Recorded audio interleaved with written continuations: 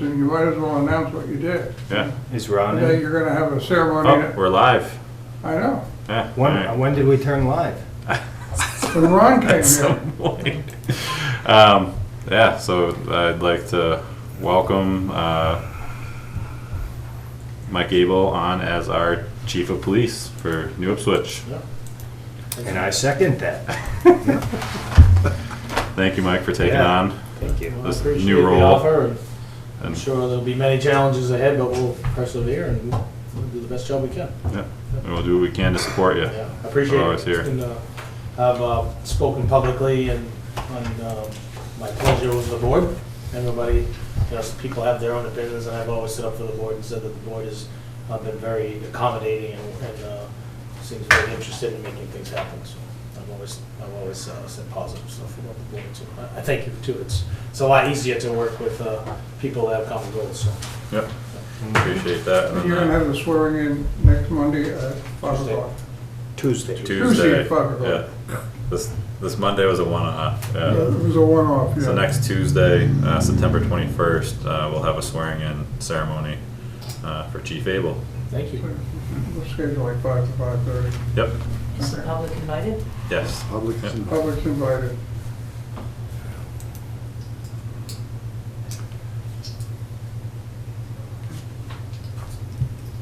Put a note on the website? Yeah. Yes. Yeah, just- It also becomes a meet and greet type thing a little bit. Well, some people have met you already. I'm sure. They're probably not gonna show up. I couldn't help myself with Depends. that one. I slow down every time I see you. Yeah, that's right. This car has a big Okay. So Sue, you said Mr. Dean is out? Yes. So if you could invite everybody in would be great. Thank you. Thank you. Appreciate it. Have a good night, Mike. Thank you. We'll see you Tuesday. I'll see you. Take care. Thanks, sir. Good night.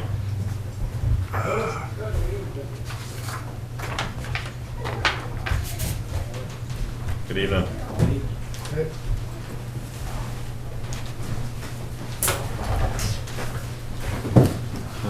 Mr. Dean? Yes, sir. Nice to meet you. Nice to meet you. So, what brings you before us this evening? I just have a map I can show you. Sure. You can make fun of my drawings, I'm not fancy at all, I can't even read. Just to clean up, what is it, Todd Road going into where my driveway's coming out. It's just a lot of rocks and stuff, and there needs to be one culvert put in, just to kind of divert water, Mhm. and then just kind of obviously build up over that. So Okay. you're talking on Boynton Hill Road? Off of Boynton Hill. It's Yeah. actually Todd Road. Todd Road's class 6. Yes. sir. Okay, so Yeah. what he needs from you is permission to do work on the class 6 road to get to his driveway. Yeah. And the only reason is that you control the road, but you can't spend any money on it. Right. But he can fix it, so. And I got some pictures here. You feel free Okay. to just go this way. This is Todd Road that I want to fix up. Just take the rocks out. You can just scroll and see what the road looks like. From what I understand, you had spoken with Peter Goey Yeah. already about this? Yeah. He was the one who kind of mentioned where the culvert should go. He goes, but I can't tell you can do that. You got to get permission. Yeah.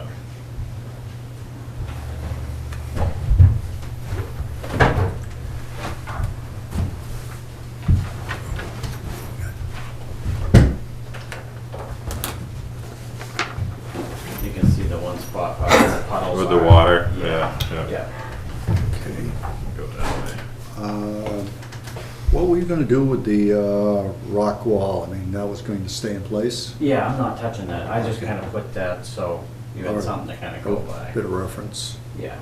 okay. Is your driveway paved currently, or is it No, gravel? no, it's not even in yet. Okay. We're gonna start actually this week getting it in. Hmm. Okay. And you, So your driveway will take up that first section of Todd Hill, Yeah, well, Road. it comes onto Todd Road. Yeah. Todd Road.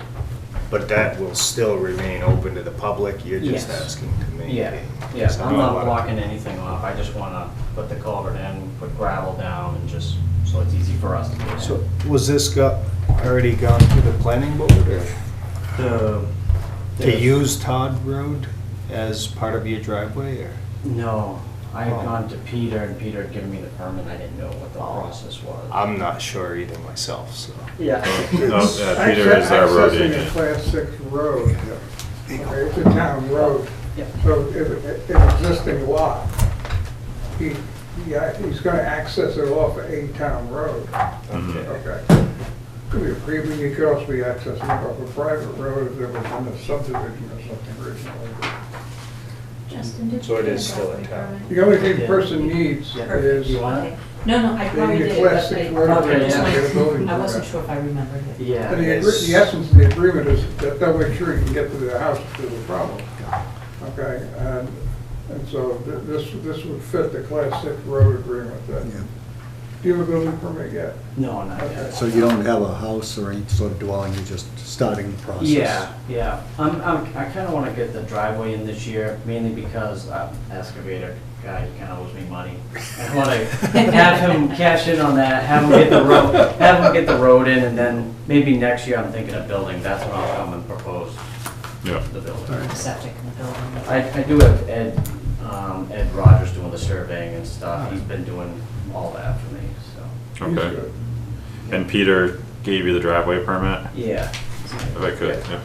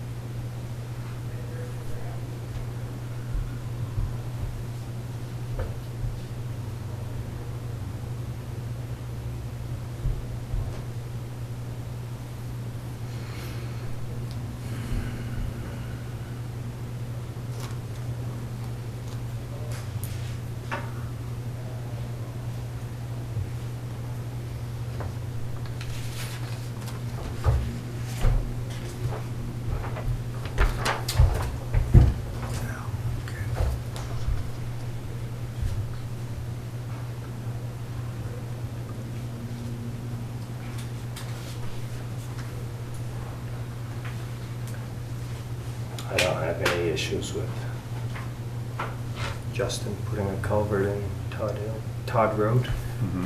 Yeah, I mean, that should be good. What are the slopes on Todd Road? Are they fairly level or are they not? Yeah. Are they- Yeah, there is a little bit, like when you first come off Point Hill Road, it does come up a little bit and then it does come down. All right, But by the time we put the culvert at the bottom, it might be a little bit raised, a little bit more level okay, going through. good.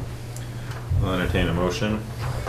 Move to grant the permit and approval for putting in a culvert and making necessary roadway and driveway repairs on Todd Road and for Mr. Dean's property. I'll second that. All in favor? Aye. Aye. Which one of you seconded? I heard you both second. Okay. I'll take that. Yeah, no, it was you. I said, I was gonna say, is there a second, but. Alright, and then if you could, I just wanna make copies of this. Yeah. For us to. The driveway permit? Yeah. Can we do that? I'll just, yeah, if you could, just one of each for me. Anybody else want to come? No, forward? no, I'm good. Got enough paperwork. Right. I'll let Peter know you granted it. Yep. And I don't have a lot of knowledge on these things, but it seems like I remember using a class 6 road is very much, puts a lot on you. Yeah. Like there's no responsibilities. The town could theoretically put a gate on there even if the town wanted to, and you understand all that. Yeah. Yeah, okay. Yeah. As long as there aren't cattle roaming around.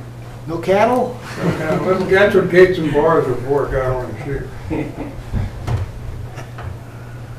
That's good to know, Jim. Yeah. Because I think a lot of people think they're for four-wheelers. But they're not. They're for cattle and sheep. I like having that knowledge tucked away. Does it just automatically lock if you shut the door?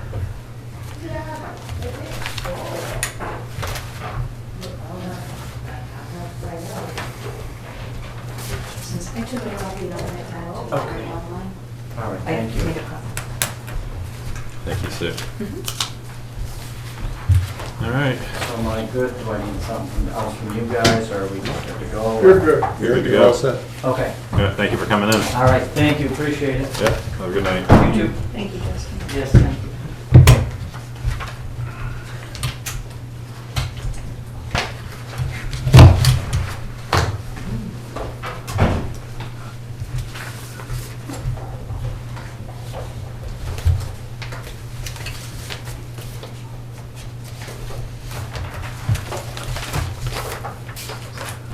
All right.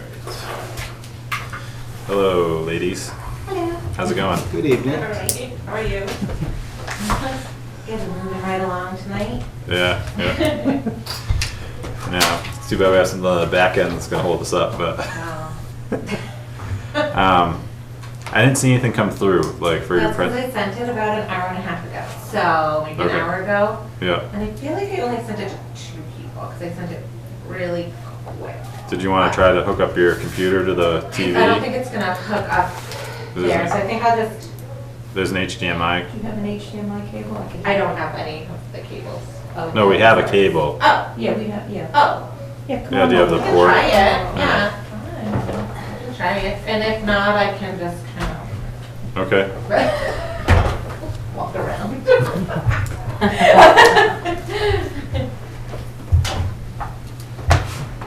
Great, you can only go as far as this cord goes.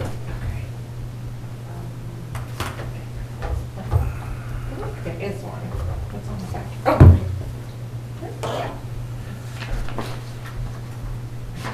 That was weird. I'll flip over it.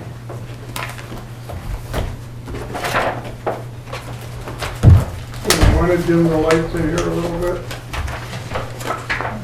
Try to set the mood, Jim. Or sit in the dark? Oh, that works, yeah. Stuck, hold on. Stuck in my child's hand. So hold You on. can sit down. You can put a chair over here if you want. The HDMI cable won't hold that one, Jim. Yeah.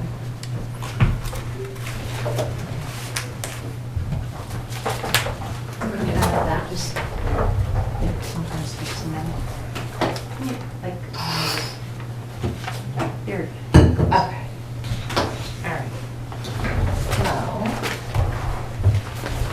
All right. I'll just stand over here. Yeah, so I can see it and then I'm not like in anybody's way, that's all. Okay. Except for Michelle. Oh, sorry. All right, so the community center is going to meet the needs of our community, and part of my job, I believe, as a Parks and Rec department and the director is to meet the needs of our community and the wants that we are facing. So talking to some of our community members, the after-school programs, summer camps, vacation camps are a huge need right now. So I had given Sean a report, which I believe he gave to you, but if you don't have it, I can get another copy to you if needed. So there are limited places for parents to be bringing their children in our area. So especially last year, we saw that as a huge issue with parents who need to get to work and then they're not able to bring their kids anywhere. If it's a snow day, parents are kind of hurrying to get their kids somewhere or vacation. One of the main things I found this summer was all of the messages about summer camp. You have summer camp, a full day summer camp. We did offer sports camps, but it wasn't enough to meet the needs of our community. Other populations in our community that are not being serviced are teens. The library currently does a teen program, which is growing with Michelle, but they don't have a dedicated teen space. And that is something that they really need to feel safe and participate in our community and have a hand in helping to plan in our community to kind of keep them out of trouble. Seniors and adult program is another area that we need to put a focus on. we don't really have a lot going on for our adults and our seniors right at the moment. And that's something that people have reached out about a coffee hour, board games, card games. Michelle does do some of those at the library, but again, the library is a smaller building, and sometimes they don't have the space for the programming that is needed. Where a community center would offer a place that everybody can go to. Oh, and I should just say, we finally got our capacity, I think because of COVID, so they came in and told us, you know, when we're at 50% capacity, 100%. 100% capacity is 26 people. And all of our programs are at least 40 to 50 people, so that doesn't work. We can no longer use the library for any sort of large gathering, so it's quite upsetting. Yeah. Yeah. And as I had mentioned before when we had my first meeting about the community center is we don't know sometimes where our programs can be held. Currently, I'm preparing to do a family dance, but I don't know if it will be approved because I am hoping to have it at Highbridge. So with everything going on, I don't know what will happen, and we need Plan B for some of these things. So we just need a dedicated space for our community. So speaking of that, Michelle is here because we're working in partnership. We're hoping to work in partnership for the community center, which is why we need to be working together and showing what we need. We had also talked to the River Center, food banks, possibly even the Green Center, which we have not spoken with yet, but be able to have things that the community needs. The River Center offers a lot of things that our community needs, but we don't necessarily have. So they have a Safe Sitter program, which we were just talking about, which would be great, or I'm not sure of the title, but it's about staying home alone for teens. And as we know, a lot of teens are going home and they don't have anybody at home, so being safe. Although they would be able to come to the community center, in the teen room, and the after school program. So they could be with us. We would be funding our own programs. So even though we are working together in partnership, the library will have a lot of their own programs that they have ideas to have and have been having in a larger space. The recreation department would hold their programs that we have had in the past, plus brand new ones, with accounts where our money would then be brought together at the end of the month to pay rent. As I had mentioned before, we would pay half. The library would pay half. And I just said in there that we would pay through the school programs camps, which are in that paper that you were given. And remember, that's estimated. I don't want to be held to, because I did say like $12 an hour for a staff member. If we decide, we need to pay more or less, a range pays between 8 and 15. So depending on what their background is. So, but I do feel safe in the numbers I gave you with bringing in 20 children to all those. And fundraising and donors and sponsors. So I had mentioned that I would like to reach out to TD Bank. They were interested in something like this. I have not filled out any paperwork. I just wanted to feel the waters and see if that was something that we could work with. And if it's something that they can do. We just have to, I have everything ready. As soon as you give me a blessing, and we'll bring it to them. Do you want to add anything? As far as partnerships, Yeah, I just keep talking.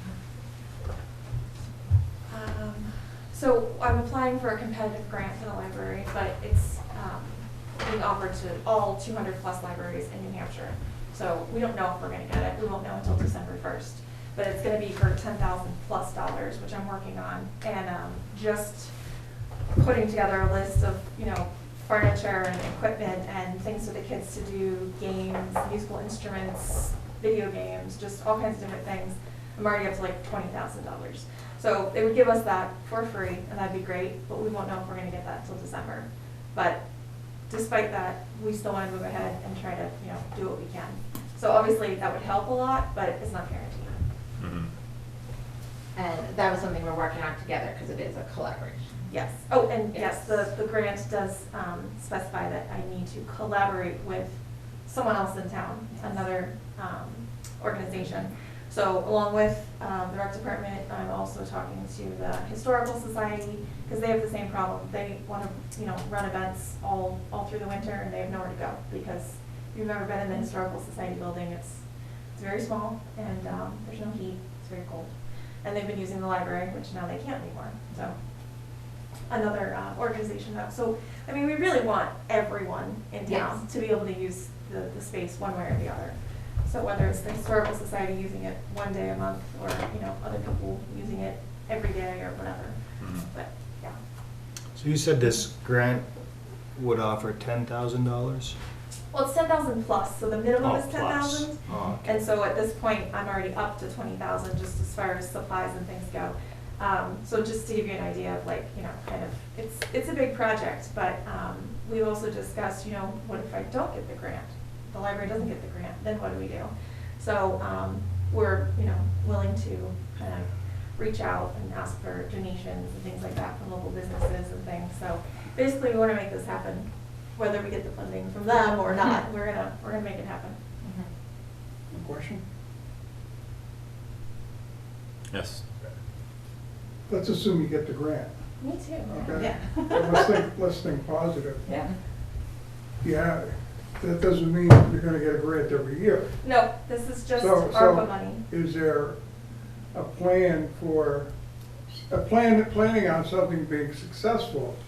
Is there a plan on how you would take the first year and build it to something sustainable? Absolutely. Yeah, and I didn't see your whole plan that you gave to them, so I don't know what you've written. But yeah, the library asks for a warrant article each year to help us, and so that was an idea we had, but we wanna first, if we are able to get the grant, they're only gonna give us money January through July, so we have to spend it before the end of July. And that would, of course, include the rent and stuff like that. So we are dedicated to, you know, fundraising the rest of the year to show to the town that, you know, we really want this to happen. And we want to make sure we have support from the town, not just from you all, but also the community. Because we could say there's a need, but unless people are actually going to use the community center, we have no idea.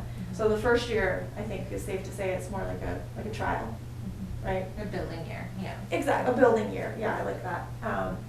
And then we would seek out ways to, you know, pay the rent and stuff. But I think a warrant article for, what would it be, 24,000? Yeah. $24,000 just to pay the rent. If the community is supporting us, then I think that would be something that we could get voted on each year, like the library does. I think through the programs and the paper that I had given to you, I think with the after-school, just those childcare programs that are needed, it's going to be able to pay our rent. But community centers or rec centers are usually fundraiser. It's not. So we need to be fundraising and looking for those donors. That's part of running a community in a rec center. So that is what's going to need to happen to bring it in. Yes, you can have all these programs and you can have all the people coming through, but you're right. It needs to be sustainable through bringing in money. And I feel very lucky that we live in this community where people do offer to help. I mean, just this past weekend, I had somebody give me extra money at the Snack Shack. He bought a coffee for $40. Wow. So why did he do that? Because he knew that the money was going back into the program. That's why he did it. And his grandkids were playing, and he wanted to support that. So, and that happens fairly often when we have father-daughter dances. We have somebody pay double and triple their ticket price because they want to help the community. So thankfully, we live in that type of community where the needs are going to be met through our community members who are using it. But I feel confident in the numbers that I gave you, and that's 20 kids. So because I felt safe in saying I could get 20 kids. Could we have more? Yeah, definitely. But with those numbers, I felt safe and comfortable with it. So I think that's how we would plan to continue after year one. I got a couple of questions. Remind me again how large the space is that you're thinking of Do you have renting? that? It's almost 2,000. Yeah. 2,000 square feet. Like 19. It's 1990.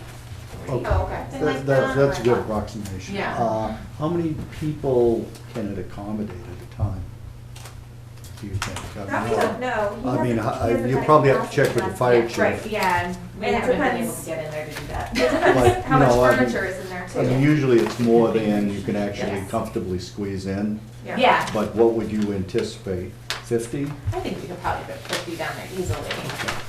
It's a big space, It's a, what? it's a big space. It is a big space. Yeah. Okay. Would you be opening this up to other communities? Well, our program's already at the rec center, and I believe at you as well, you allow other communities But as a what's- library. What specifically? What do you mean though? Say somebody from Greenville wanted to drop Oh, their kid off. absolutely. Yeah, Greenville definitely is always included. Or Yeah. say somebody from Jaffrey who happens to be on their way to Boston and, Yeah. needs I mean- some sitting services. 20, I mean, you might have to cut people off because there's a lot of people. Yeah, and I did it at 20 because I needed a number two Yeah. to do some math. But I had to pick a number. Yeah, I But- would say New Ipswich Greenville would be first priority as far as a limited capacity situation. But I mean, like, everything the library does is, pretty much mostly for our community. Now, when we have huge programs, like there's a program coming up this week that's done by the New Hampshire Humanities Council. And that's a lecture program that's free to us, and, they put that out there. It's done by a third party, so they put it out there and we don't know who's gonna show up. So as far as like those kinds of events, those like lectures and presentations and things, those are open to whoever wants to attend. But I think like specific programs are probably. And I did put a non-resident fee on there. There's a resident and a non-resident fee. I even did it for the after-school program. I really don't think that we would get. But the math that I did is all based on residents, because it's too difficult to decide on that. But yes, I mean, all of our rec department stuff, our sports, we have Jaffrey, on our field hockey team, we have people from Fitchburg this year, so, All right. Yeah. Just question. The other thing you mentioned was $12 an hour for staff. I don't know what people get paid, so, Staffing, I think pretty much throughout the United States is now a problem everywhere, particularly for services. For instance, they're paying $14 an hour down to Duncan. The Jaffrey McDonald's is now offering $17 an hour starting. So $12 an hour seems awful low. So I did it between, calculations. because Ringe does between $8 and $12, and $8 and $15 an hour. So I went 12 because it's right in the middle. Their rec director said it is based on their background. And they have 7 staff members for their. Well, you may have trouble attracting people Yeah. at that rate. And the question is, when do you want to start this thing? I want to start as soon as you'll let me. Well, I mean, you're looking for $24,000 a year warrant article. Well- Even if we said yay tonight and that we were writing a warrant article, it won't be voted on Yeah. until Well, so March. the warrant article would be March 2020, or 2022. March 22 is what I was trying to say. So, like I said, the first year is a building year. And then as long as people are gonna see what we're doing and they're behind us, then we would feel more comfortable asking for a warrant article in the next cycle. Well, it'd probably be a good idea to get a warrant article this cycle. Yeah. Even if you didn't use it, Mhm. it would be available and it would show whether or not there would be town support. Yes. So I would recommend you, with Jim's help here, draft something to put before us so we can take a look at it and see if we can get it on the warrant. I mean, that would definitely Oh. help. But I kind of like the initial plan of, it being self-funded initially, and then, seeing what you guys can do with it. Because then the burden, is squarely on your shoulders, to make it happen. Yeah, but the problem is timing, Sean, Mhm. is that if we don't put it on this year's article or warrant, then there's like a 15-month delay in between times Mhm. where they may need a portion of that funding or a little bit of it. And if it's not there, they could fail through no fault of their own. So, I mean, it should be, one, it's a sort of a referendum on whether or not the town wants to support something like this, but two, it also provides those funds, or the availability of those funds. And it's not a lot of money, and we support the library, and a community center has been a goal for this community for a long time. Mhm. So, I mean, it's probably good to get a running start at it. We'll probably know more about December timeframe, but I think there's a specific drop dead date, like first week of January, that it must be in front of this board. I don't remember what the timeline is, but It's What's that?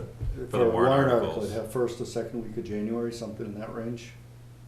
Well, there's almost no limit to the timeline if the board puts it on. Do you want a petition article? Not a petition, to actually write a warrant article that the board signs off on, but I believe it has to be for a warrant article for funding, has to be public noticed as part of our warrant article series. No, it has to be included in your budget hearing. You Correct. could actually add it at your budget hearing, Yeah. out of the blue, okay? From a practical point of view, I think, I could write the article, that's not a problem. It'd be a special article, as opposed to just another regular warrant article. But it would be, as I understand it, you're gonna try and kick this thing off January 1 and go forward if the grant is there. So you'd be up and running when the article was brought to the public.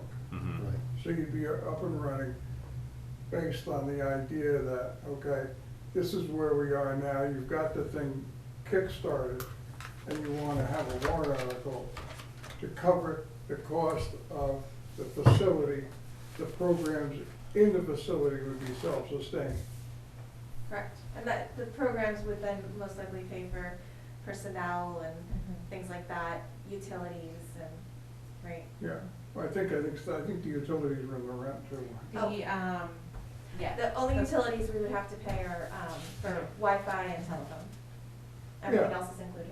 Yeah, you're gonna have expenses to run it, but, Ex- so what you're really proposing is something that you could jumpstart with a grant. Mhm.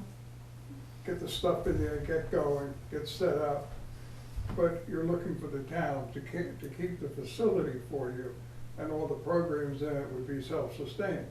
So if you have a program in it, you're gonna see what programs people need and want, and then they're gonna contribute to them, and that would cover it. Is that, Yeah, and it would Is be that nice to have it on the ballot for the deliberative session in case people have questions ahead of time. well, it would have to be, Yeah. okay? I mean, if we put it on a warrant, it's gotta be there for the deliberative session, and that gives the town a chance to discuss it. Isn't this proposal basically saying that there would be no need for a raising and appropriating money from the taxpayers, at least for the first year? That was, oh, sorry, go ahead. No, yeah, no, it's true. I think Bert was just saying that, it might be best just to get it going ahead of time. But what we proposed was that. It would be, The first there would year. be no cost. Right. It's my opinion that that would be a better sell than coming to the people with another new cost. That's my opinion, but I would love to sell it that way, but I'm not sure it's feasible they believe it is. Oh, well, I don't know. Do you guys believe that it is feasible Absolutely. to do it that way? And I think you'd have a lot more support. That's my opinion. Well- Because anytime another expenditure comes on, people are like, oh, another one. You know what I mean? yeah. And then if it's a success, the following year, if it turned out you were short on money, that would be the time. But if it's Yeah, not, I don't know. but- That's my opinion. I'm worried that they're going to go through a rough patch somewhere after July of 2022, where things are still settling in, and they're going to need some funding from some source to make it through into the next cycle. Which- First of all, what you're looking at is, let's assume you're gonna get the grant. If I heard you right, the grant will pay for the rent for the first 6 months. For 7 Okay. months. So the article, and I think I'm getting a little bit toward what you had, but the article would be to cover the rent from July 1 up through, let's say, March 31st. Well, and And that's then there'd be another article assuming going that there would forward be, from there. like, I kind of like want to stay away from the article perspective myself, because I liked how it was proposed to us as being self-sustaining. But I do understand what you're saying, like with the additional funding. But to me, that's where, like from our side, like you have a revolving account, which, you know, money's made off of all the different programs, and it's designed to start up a program. So, in my opinion, there's nothing stopping you from, you know, like, we could almost approve her to do this, and you guys could even start the lease sooner than, you know, January 1, really. But you'd have to manage your revolving account, because the money off of these programs would go into that revolving fund as well. Yeah. And I would like I had mentioned, like what I proposed was obviously working off of, like what we bring in and everything. So Mhm. that is definitely what I proposed. But like I said, I would like to go to TD Bank, and with our Autumn Fest coming up, doing a fundraiser, because we have tons of people come to Autumn Fest. It's like a perfect time to kind of do something. And then we're down there every weekend for soccer, doing something like an ongoing something. Like, so I think that would really be what could kind of help us right now. Because yes, we have the revolving account, we have money coming in, so. And I think as soon as we're kind of afraid to tell people because it's not set in stone, right? Yeah, We wanna it's tell like a big people- secret. Yeah. Get people excited, and we're Yes. not, it's like we can't say anything because, Yeah. I mean, first we have to sign a lease, but first we have to make sure that it's, you know. Yeah, so no one knows that we can't, but I already had people reaching out because of how the schools are with masks and everything right now. I think people are starting to like get that nervous feeling. Do you have anything? Do you have aftercare? Do you have that? Like, I'm getting a lot of that. And our guidance counselor has asked, she knows I'm part of the rec, you know, do you guys offer aftercare? There's a woman who needs this time to this time, and so the need is there. So I mean, if we started and we put this out, I know we would get people So- right there for that program. All right, so that begs the question. Looks like you have some seed money in your revolving account, from what you're describing. What do you need for us to do right now? I need a go ahead. Well, don't jump the horse here, Bert. Not quite yet. Well, I like So you, Bert. I wanna ask Michelle, like from our standpoint, like I feel like, and I don't know what the current, you know, value of the revolving account is, and what the expenditures are, like in the next month or two. But like from the library's perspective, would you guys, like, are you guys in a good point, like where you could start right up and? Yes, yeah, we're actually meeting with our financial advisors on the 21st of September. So, and I've already talked to them and put it in their heads, and they quickly looked over our account and they said, yeah, this is totally something you guys can do. So, we're gonna get into more details on the 21st, and, but that's why, you know, I'm here, to find out if there's any other questions that we need answered. For instance, if we are gonna do this and we're gonna split half the rent, Mhm. I mean, the library has their own bank account, and you all have a bank account. How do we, like, literally, how do we pay the rent? Like, does Shauna give me money and I pay out of the library's account? It'd be a check from each, And then we give it to the landlord? correct? Okay, that Yeah, works. so that we can show that we paid our half Yeah. and, All right, well, then we Right. also have to get that, I mean, I'm sure, I don't know if you guys know the landlord, Adam Ames. mhm. I'm sure he'd be fine with that, but I do wanna make sure. Just one thing, on the lease before you actually go ahead with it. Make sure there's an escape clause in case things do not work out. Yeah, Mhm. oh, he's very good. Yeah. Yeah. Well, no, make sure it's written Yes. in the Yes. lease. Yes. Yes. Yeah. And there might be a tax advantage for the landlord by having a community center there funded, sorry about that, funded in part by the town. and the Okay, library. yeah, I'm not sure he does that. Because that could be part of that building would become non-taxable. So we can look into that. And that's something that the landlord could then share with the entity using it. Mhm.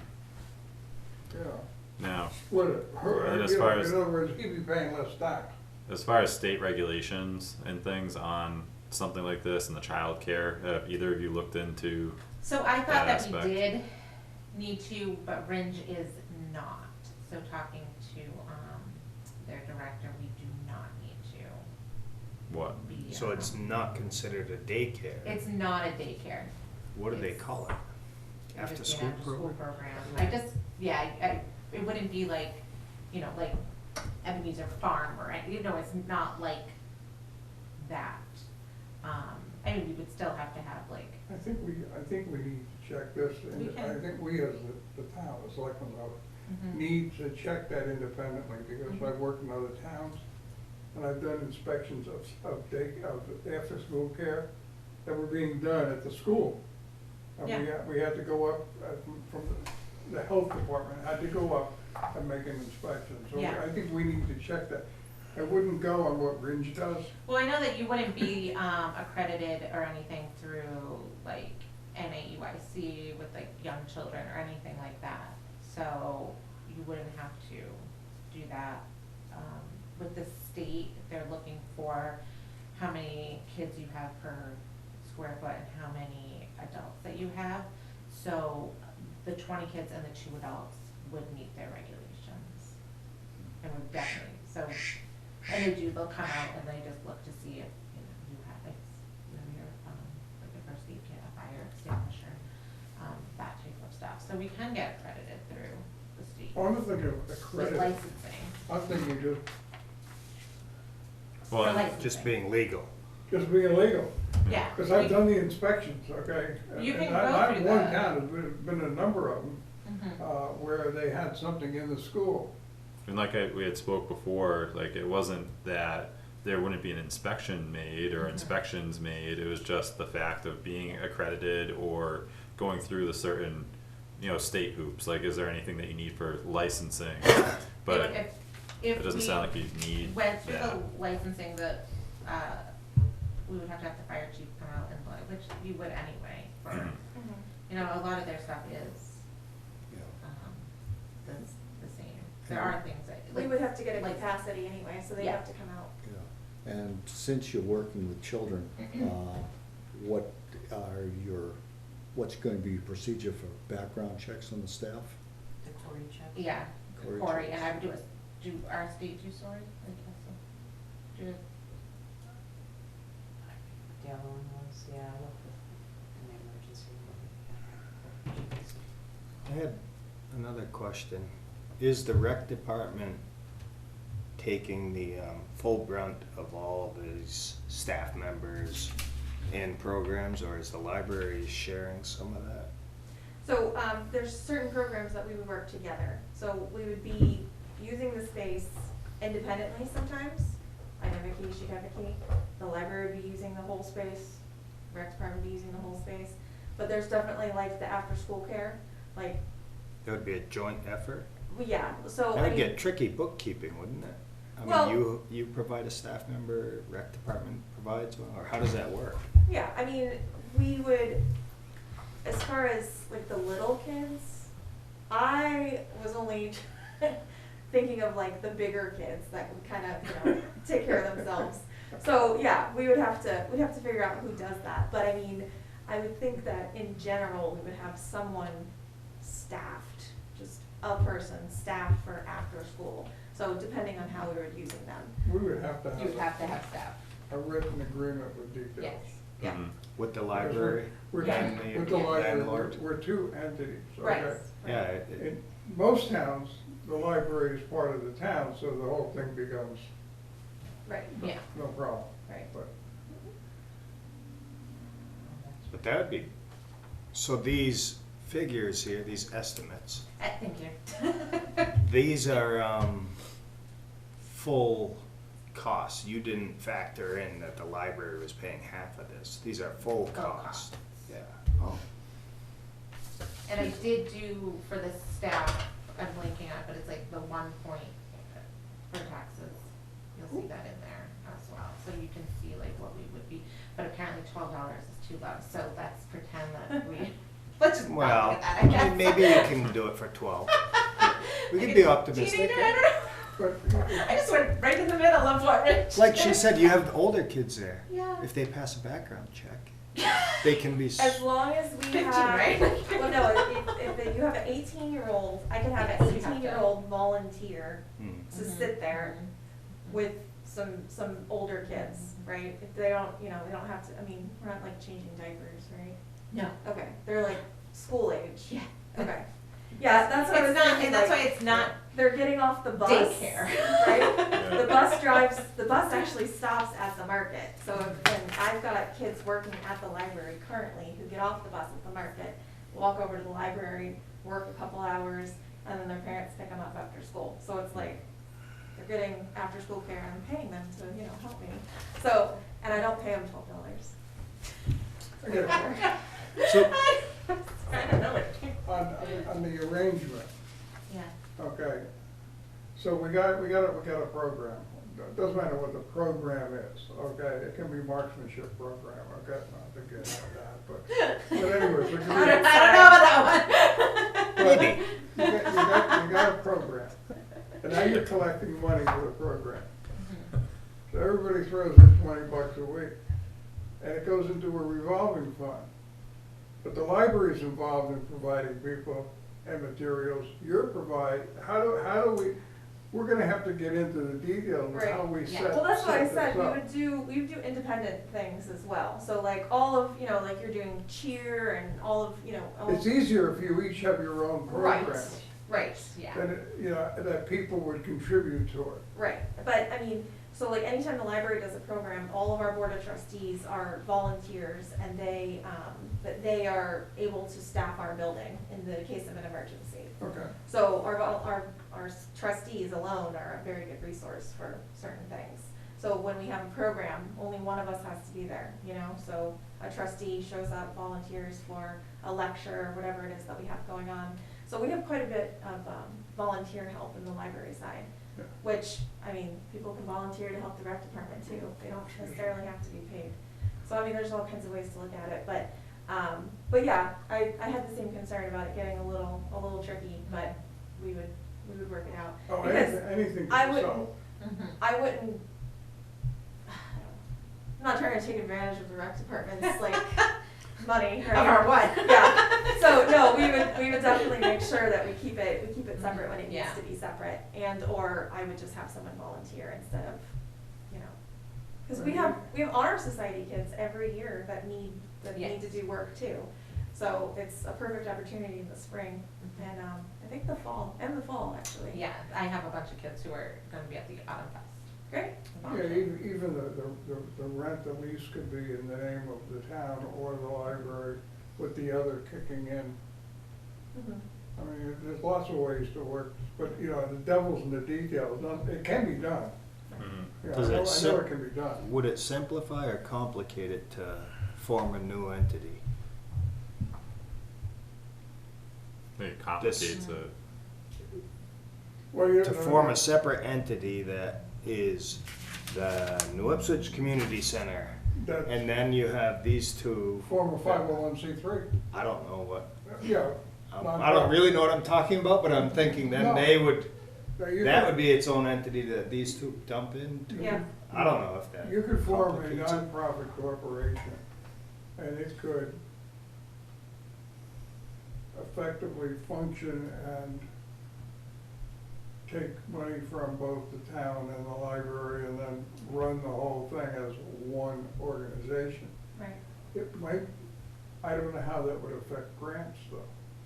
Yeah, because it is. The My grants. little experience with libraries is if they come up with a good idea, they frequently get grants. Right, so, and as far as the grant goes, if, like, I mean, I would love to sign a lease October 1st as the two of us, because, you know, we want to get stuff going right away.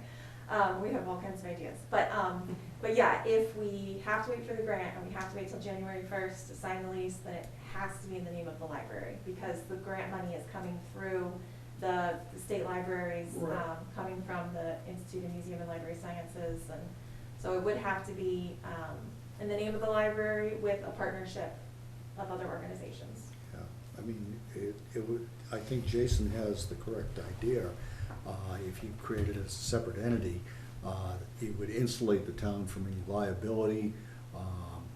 And while we could donate to the charity, it means we would not, be managing or otherwise operating the community center. And, I mean, like I said, I'm meeting with my board, the 21st, but, I mean, we would also be more than willing to just take on the whole project and then have the rec department, contribute to the rent, as long as we'll have like contracts and stuff, but, so that way, there wouldn't be any liability on the town or anything. I mean, we have our own insurance and all of that, so it would be perfectly fine too. Yeah, We're well insured too, and the cost of our insurance is very minimal compared to what other entities pay for. Ours is too, I was told, I didn't know how much. Yours probably is, you're Yeah. probably in a similar pool that we are. Yeah, All right, so you said you're meeting with your board on the 21st. yes.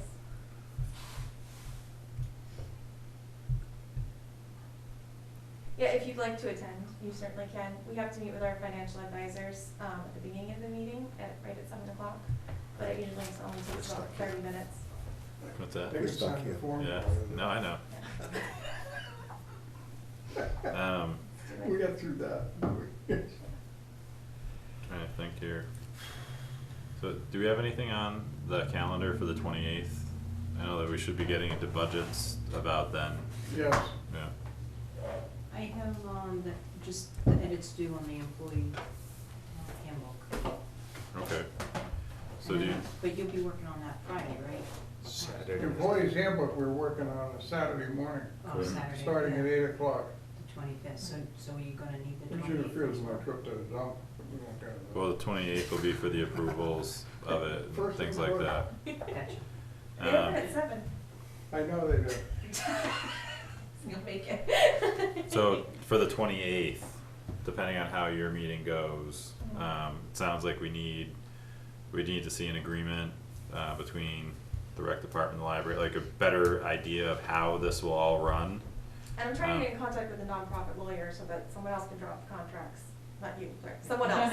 Someone not us can drop the contracts, because I have no law degree. Yeah.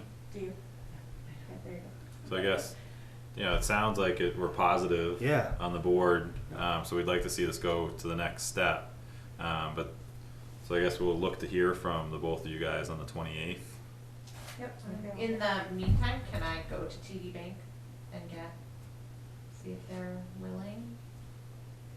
I don't see why not, I don't right? see why not. And put out some fundraiser Yeah. things to the town? I think it might be a little premature, like depending on what, Michelle comes back Right. from her board with, so I think it'd be a little bit, like, if we could wait But until TD is after. okay. Because TD what is happens okay? if this thing falls through? Yeah, Then what happens? If If what falls through, what? This, like if this fell through and you started all these fundraisers, I Yeah. guess that happens sometimes. What's that, the money grant? just- Yeah. So I think, I'm assuming that the grant's not gonna happen. So that's where my thought process, it hinges nothing on the grant. Because it sounds like the library's strong enough in order to be self-funded, like to get these programs up and going. And I believe the rec department, is strong enough, to get this going, cause the startup cost is really minimal. You know, there's gonna be more expenses as they go and wanna add equipment and different things, but again, you know, you'd have to manage your funds the way, you know, the way you see fit, and just keep that at the forefront of your mind. You're gonna want to, you know, do what you can to get by with programs and get some money in, and then expend from there, but that's why we have a director. So TD is a yes. No, No. I would wait on TD until the 28th. Okay. I really would, Is that a rural Because- development grant? because we don't, you don't want little murmurs What? ARPA. starting, yeah, American like I really Indian just, like she, Oh. you know, needs to speak with her board as well and find Same out what with their rural, concerns you're might gonna be, have some, yeah. right? You Does that got- make you sense? well, It's only a few more weeks. What's that? What is it that you were talking to your board about? I I'm just, thinking- again, need the go-ahead from The them to spend the money out of our fund. Okay. Because, we've already done our budget was done in June, and they've been with me for a couple of years now, they know I like to throw some more stuff in there during the year, so I have to get approval. Mm-hmm, That But- is an ARPA grant. It's an ARPA Same thing Okay. we're gonna talk about later. okay, alright. grant. But yeah, but it sounds like there's only one, is there only one, or is there multiple grants being, No, so what this New Hampshire State Library was given $500,000 to disperse amongst the more than 200 libraries. And, there was a round one, and there were only 50 libraries that applied, so now at this point, there are only 50 libraries vying for $500,000. mhm, So they told us each one of us would get $10,000. Now, if we, you know, I apply for $25,000, and that edges someone else out, and that's why it's competitive. And they want us to make sure that this is gonna do something good for the community, and that it's gonna be sustainable for ever. They want us to do something that's, you know, gonna impact our town for a very long time. mhm, Not just like buying some computers or, you know, doing some extra staffing during the summer or whatever with a little extra cash. They want, so they're expecting us to sustain this money too. So, okay, they're investing in us. alright. Yeah, so it sounds hopeful, more hopeful It- than, yeah. I know, don't Yeah. get my hopes up. No, I have to write it. yeah. So I would, It's very Shauna, I would exciting. just wait All right. till we meet on the 28th. We'll allow you to go through your board meeting and then come back and let us know. I've done rural development grants with libraries, and they worked really good. Yeah, the Moose Plate is it's March, so I gotta get that one going. There's all kinds of grants, I'm the only one there, so, you know, I got other stuff to do. Alright, and then if you wanna be as prepared as you can for the 28th, if you get all your approvals, then, you know, I'd say try to get an agreement drafted and over to Jim for review. And then, you know, just as much as what you can put in front of us on the 28th, the better off you'll be and be able to go forward with things. Right? Alright. Mhm. Good, thank you for coming in. Okay, well, thank you. Thank you. Yeah, thank you.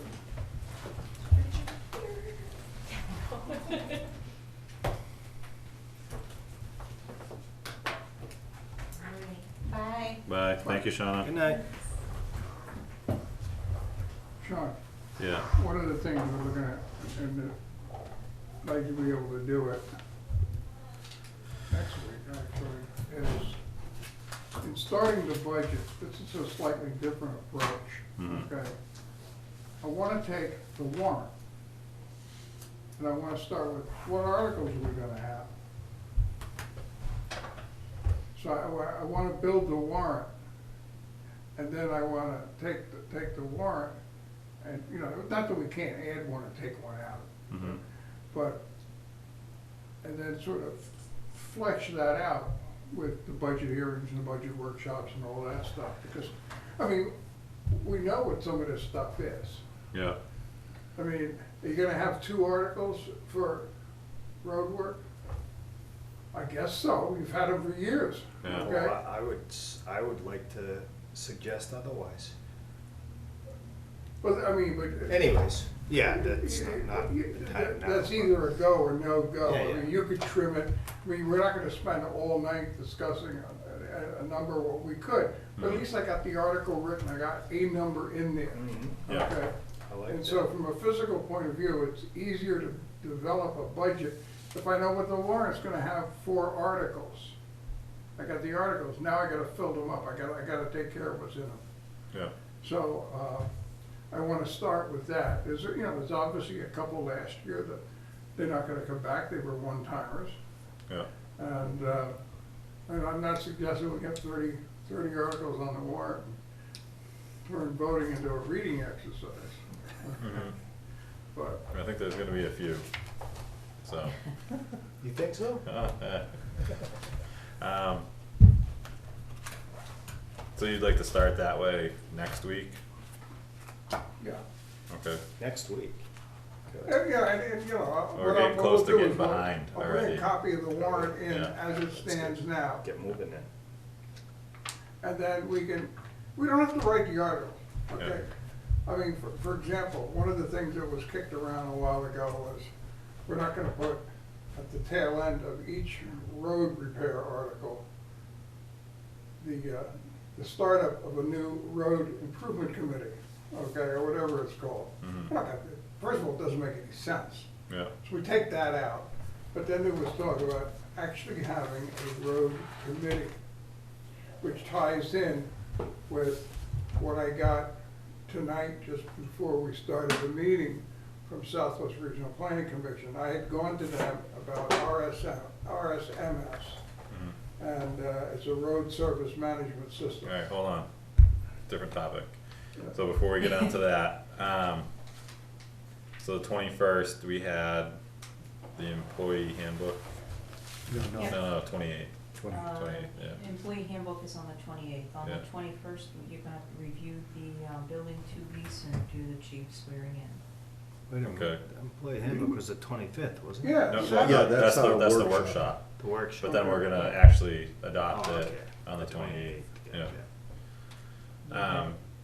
Okay, so I think, next week will be busy, but we have to get this going. So if you could put down as well, Sue, On the 21st. budget warrant article discussion, Yeah. so we can at least get the ones that we want on there and get that, like the drafting of everything going. Yeah, the sooner I know that, I guess what I was getting at, do you want to do something like that Yes, with the committee? So I need to know the elements of what go into the article, okay? mhm, Then I can go write the article. okay, Can I add to that? Sure. That we put the department heads on notice to start preparing their budgets. Usually, Yeah. they have to be prodded quite a bit to do the budgets, but, if we give them a couple weeks' notice, 3 weeks' notice. and well, that's say- what it gets into, like, what's your timeline that you have set? I like to have the budget done by Christmas.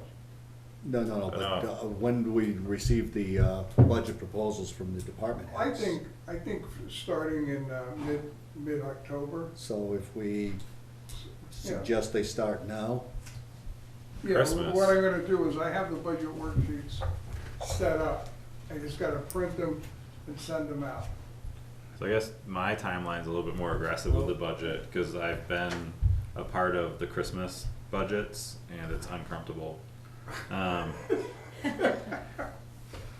The end of November seems more than doable, it's not that much to go over, and if we get it really kicked off, like October 12th, we'll say, is like the first, Yeah. departments that come in.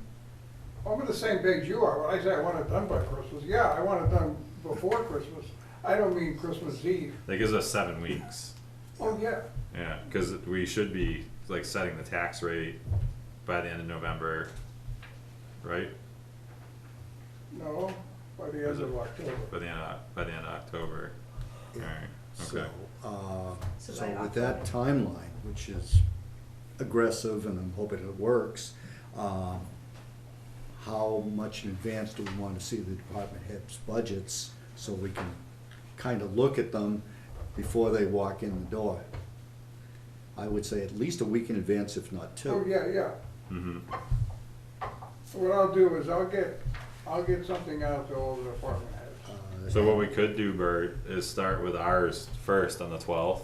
Sure. So then we can have our, like, the deadline for the department's budgets, October 12th, I guess. We could just have them, like, for that Tuesday, because it's a regular meeting day. Doesn't mean that we'll have them for review, but that'll give us a week before the, like, the next department comes in, which should be good, like, good enough to review. Yeah, I mean, And if a department has a couple of items that they can't chase down the exact number, give us a fuzzy number, circle it, let us know what it is, we'll talk about it, and we'll fine tune this thing, you know, the first week of January or something. I mean, fine tuning is one thing. What we want to do is we want to get the 98% in and yeah. over with. And the other suggestion I had was, we've got a number of little budgets, you know, planning board, zoning board, assessors, Yeah. trustees.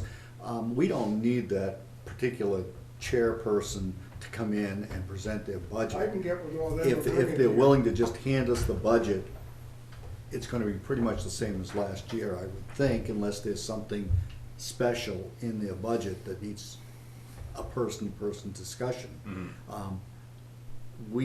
When I did the budget with Dave and John, we could spend 45 minutes talking about paperclips, Yeah. and that was a horrible waste of time. No, I completely agree with you. So unless we have questions, so they submit the budgets, and maybe only the departments that we have direct questions I mean- with are the ones that I mean, come we've got the in. big ones, fire, highway, and police. They really have to appear and go back and forth with the budgets. Mhm. But the little guys, I can do those working with the department heads. Yeah, working with the board exactly. chair. And This is what I've done in the past. and just inviting bring them in. Yeah. I mean, you know, And it- I'm happy to see them, but why bother? But I would still like to see backup, because that's something that we've been working on, and No, I have been working understand. on for a number of years. So even Yeah. though the budget's small, I don't want to see a fuzzy number with no backup and say that we're gonna come back to it like in January, because I really don't want to do that. I'd like to see the You wanna backup know- ahead of time, You and, want to know what went into determining the number. correct, I Yeah. agree, and I agree with that. yeah, Yep. yeah, And it shouldn't take much, you know, maybe one page for Yeah. most of the smaller departments. yeah, So you want everybody to submit by October 12th? yes. But you're right, once we go past the fire, the police, and the highway, we're in here. Yeah, The recreation, Yeah. that, the complexities they have with their revolving fund, Yeah. yeah. so, with those budget worksheets, Jim, when you send out the notification, you know, to the departments of, like, budgets coming up in the October 12th deadline, just let them know, like, the 12th is a hard deadline, and they need to start, like, they have to get working on Right. it, yeah. So if you could, you know, send that out, I guess It's tomorrow, going, yeah, We're going out this week. yeah, cause then that will give everybody About 3 weeks. 4 weeks, a month, like, to Yeah. prepare, yeah, Yeah, it's not like it's a surprise. yeah, Do on Columbus Day. alright. That seem fair? Oh, yeah, Okay, well, that's fine, we're gonna, okay.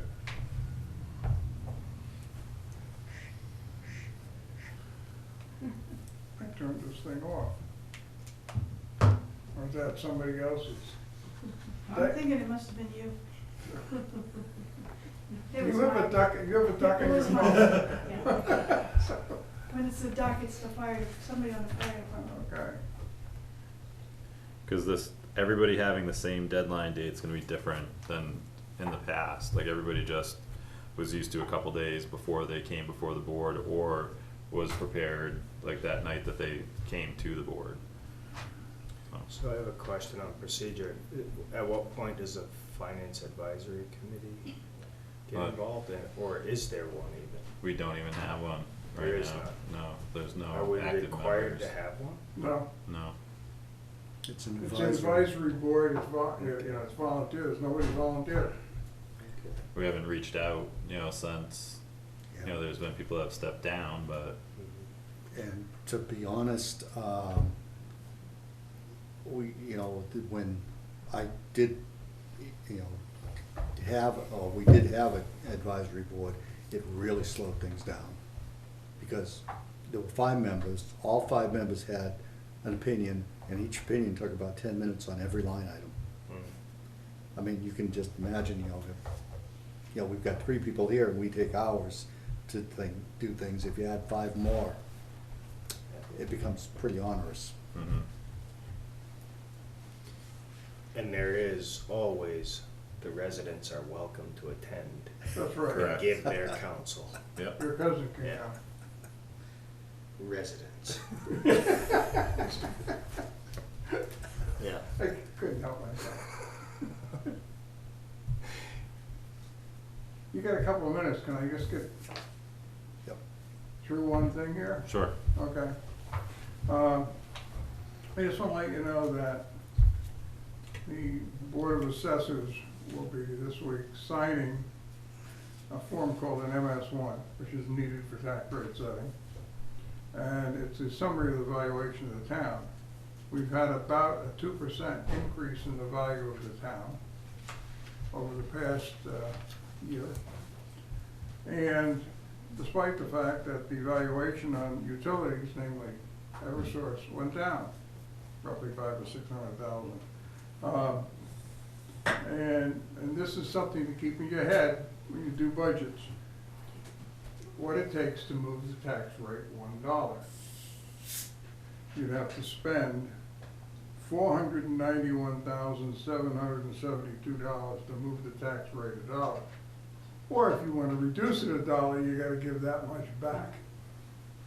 So, $500,000 $500,000. getting equals close to- $1. Yeah, okay. So our tax base is better than it was a year ago, and that's good. So I just want you to know that. It's a good thing to And keep. copies of this will be available as soon as they sign it. But Okay. I just got this today from the assessor.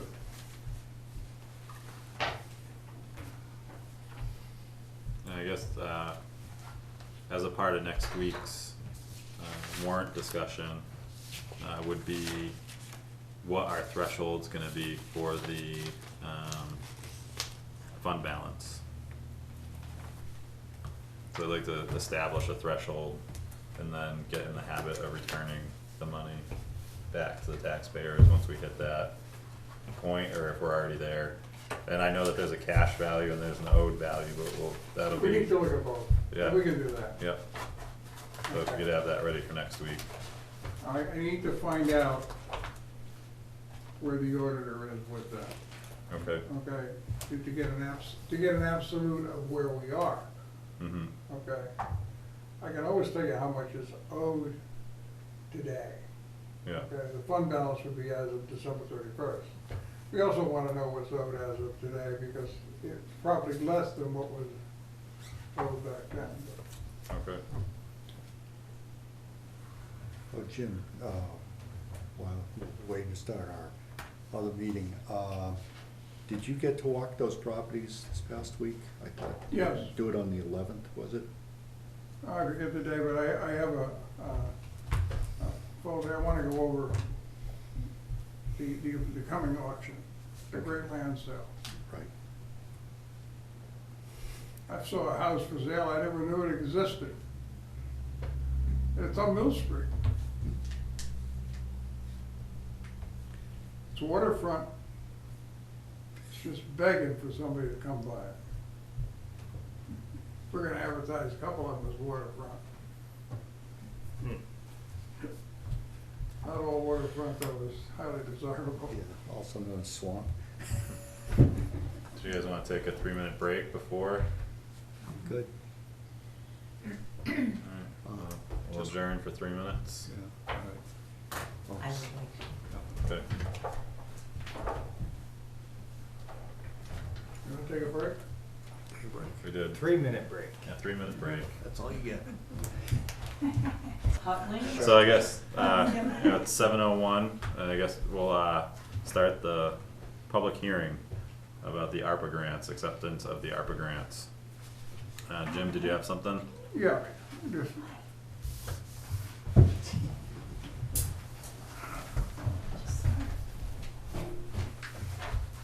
There was a notice published in the newspaper pertaining to the acceptance of the ARPA grant money. And Oh,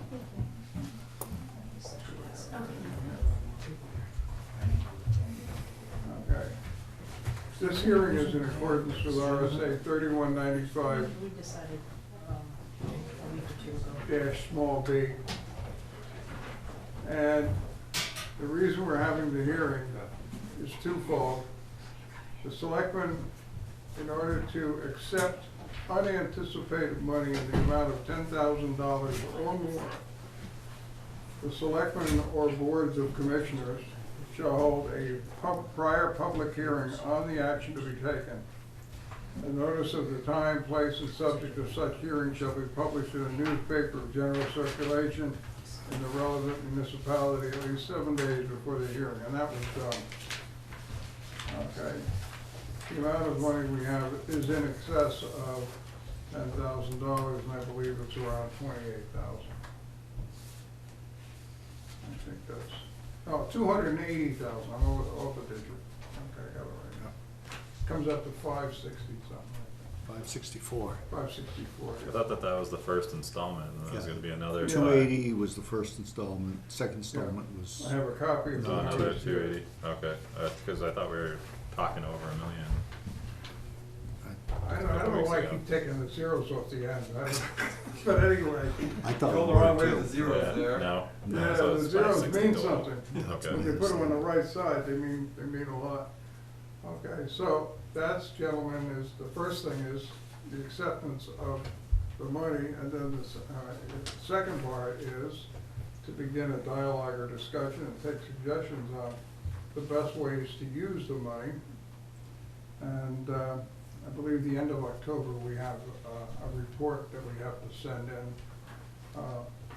And we'll get a little more information as to who we actually send it to and what it contains. The amount we received so far is $282,295.63. That was sent to the treasurer. So, Has it been put in a separate account? no, Okay, so we don't. how is it being, Our accounting system can handle it. all right, Okay, I mean, it becomes a payable. Okay, so, you know, it's an asset, but it's not part of our fund balance. And we charge that, we keep everything in one pot. We've reduced, the town over the last couple of years has reduced the number of bank accounts. There was a time when they'd run out and get an account for everything like this. It got messy. So So I it's guess- easier for the auditors to do it that way. I guess to start, we have to, hear if there's anybody that wants to speak against the town, accepting the funds. Is there anybody in the audience that has an opinion against accepting the ARPA grant money from the state?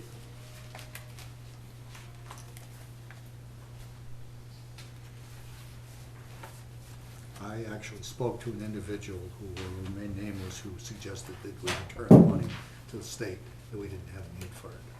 Mhm. I didn't care for the arguments, so I'm in favor of accepting the money. I have my reservations, Okay. based a lot on what you said there. Like the justification for taking this money, if it's for COVID relief and the negative impact that the COVID restrictions have had on our town, I feel like they've been very minimal. The other reservation I have which I have expressed, is strings. Mm. So, If I share that reservation, because I don't know that we've seen, exactly what it's gonna, like what's gonna come along with this, in the background as far as what we're mandated to do federally. Because through COVID thus far, we've had, some flexibility in how we've conducted ourselves, in our own town. And I just hope that accepting these funds doesn't hamper that flexibility. yeah, and I think for an example, we saw the president come out a few weeks ago and mandated that anybody who works on a Medicaid patient in a nursing home must get vaccinated. So these are things that happen that you would never have thought of. But because there's funds involved, there's that ability. So can I ask some clarification questions? So has anybody researched the site to see if there's any strings attached to it, number one? Right? Is this federal money that's being granted to the state and then the state is distributing it to the townships? Or That's is our this understanding. federal money coming directly from the federal government? No, this money is a pass-through from the state. Larger cities get direct from the federal government, but the towns don't. So what we're accepting or not accepting is money from the state that was given to them by the federal government. That is correct. So if we don't take the money, it will be returned to the state and not to the federal government, is that correct? Yes, for redistribution to other towns. Okay. Mhm. I will say this, I'm attending a seminar tomorrow being put on by the New Hampshire Municipal Association, and they're specifically going to address how the money is to be spent, and hopefully they're gonna talk about any strings. But I wanna check with Jim and just confirm my understanding is that if we decide after we vote this evening to accept the money, that if we do not find a use or we find that there are strings, we can go back and say, no, we've decided not to accept it. I believe we can do that. I believe you can. It's something worth asking tomorrow. Right. When you're on it. I do have something here that might be relevant to this. I got it today. And this has to do with federal mandates. And this came from Drummond Woods, the law firm of Drummond Woodson, who we've done business with. And this has got to do, you've all heard of mandate for private employers with 100+ employees. And that's being done through OSHA. OSHA does not apply to public sector employers in New Hampshire. Therefore, it is expected that neither of these rules will apply to New Hampshire towns, cities, counties, school districts, and other public entities. So that's an initial legal opinion that when we talk about strings, you could take the money and get halfway through a project, and the next thing you know, they start throwing strings out on you. And from what we could gather, it would be something like through OSHA or something like that. But we wouldn't be subject to those. Right. Is there a time frame to spend the money? So if you accepted the money, can you sit on it for a year or two while you flush out all I the think strings it's that may or may not- December 2026. Yeah, something like that. Okay. There's plenty of time. Mhm. So you could accept the money and sit on it till 2026 while you flush out the strings? Yeah, we have to obligate it though, but I believe by December 2024. But it doesn't actually have to be. What is the report that's due in October then? Yeah, it's a vague report. I'll be asking questions about that, but it's mostly saying, yes, we've accepted the money, and yes, we have identified projects that we could spend it on. We don't have to assign it to a project. No, yet. but We can we're say- basically saying, yeah, we're Bring our proceeding. laundry list or the grocery list or whatever. Yeah, And will, if accepted, would the expenditure of those funds go to vote, or would it be just handled within the selectmen and the meeting? I believe the selectmen have full authority over the funds. This doesn't require a town meeting to expend the money, no. though, I would like the town to have input, and that's part of the purpose of everyone coming tonight, and then also the continuing dialogue, you know, should we accept the funds going forward? Like to come up with the best way for it to be spent. So, I'd imagine, you know, it'd be some part of a warrant process or another public hearing or something of that nature. Like, you know, 3 people should decide, you know, how much that much money is spent. Well, a number of years ago, the selectmen, not the selectmen, the legislative body of the town voted to allow the selectmen to apply for and accept Mm-hmm. gifts, grants, and all these things. And, you know, the only caveat behind it is you have to have a public hearing if it's $10,000 or more. Yeah. But the selectmen can apply for it, and this is kind of different. Usually when you apply for a grant, you know what you're applying for. This is, oh, here's the grant, go figure out what to do with it. It is a little bizarre. Mm-hmm. Has there been Many any towns around us, clarification? they've used it for, you know, I don't know what Greenville used it for, but I know Joffrey has used it for sewer treatment projects that they're working Right. on. Peterborough's using theirs towards, you know, the funding of their new, safety complex between the DPW, the police department, community center, and fire station. This was the grant prior to this one. But it sounds like, from talking to multiple people that have applied for that grant, this is roughly the same idea. You can use it for infrastructure within the town. Mm-hmm. You can use it for broadband. Yeah. Yeah, anything water, sewer, and environmental initiatives, infrastructure, as you pointed out. You know, it's a pretty wide grant, but it does have limitations. Yeah. So, you know, if we give it back, we're still gonna be paying taxes, federal taxes on the money that we did not receive in the long term. But,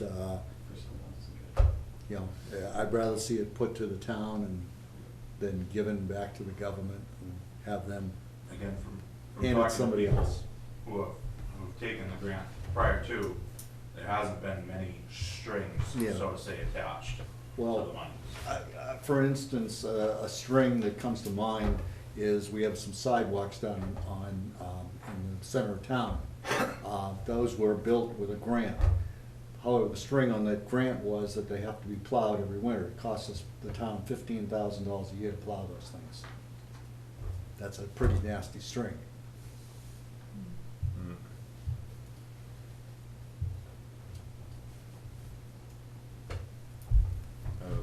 Any other comment, public comment, before we vote? I don't see it, I don't see a problem that if a string comes in later and you haven't used the money, you just give it back. Mhm. We don't have to make up through taxes. Right. Like, we're not ever gonna get this much money, supposedly less strings like this, I mean, take what we can get it. Do you have anything, ma'am, or? No, I was concerned because I had heard that with the public school system, particularly last year with the low attendance because of COVID, that our tax bills are gonna be much higher by the time November rolls around. And I didn't know if this money could be used towards that. I don't see it listed on here, but, So it's my understanding that the school's getting their own, money. I don't know if it's through this program or another one. I spoke with the business administrator at the school, Mhm. and one of the things that she told me was that what's being looked at by the state is the state always uses prior year numbers. So we go back to a prior year, we got everybody homeschooling and the numbers dropped. Now we have numbers back up. And that what the state is looking at doing is if the current number is higher than the prior year, going to the current number for state aid. That would make a huge difference. Mhm. Did I read in one of the ARPA papers that it cannot be used to offset or reduce taxes? Did I read that? It can be used to, how shall I say, funding for the extent of reduction in revenue that the town has received. You can replace lost public sector revenue. So, I mean, that could go to the schools because it's public sector.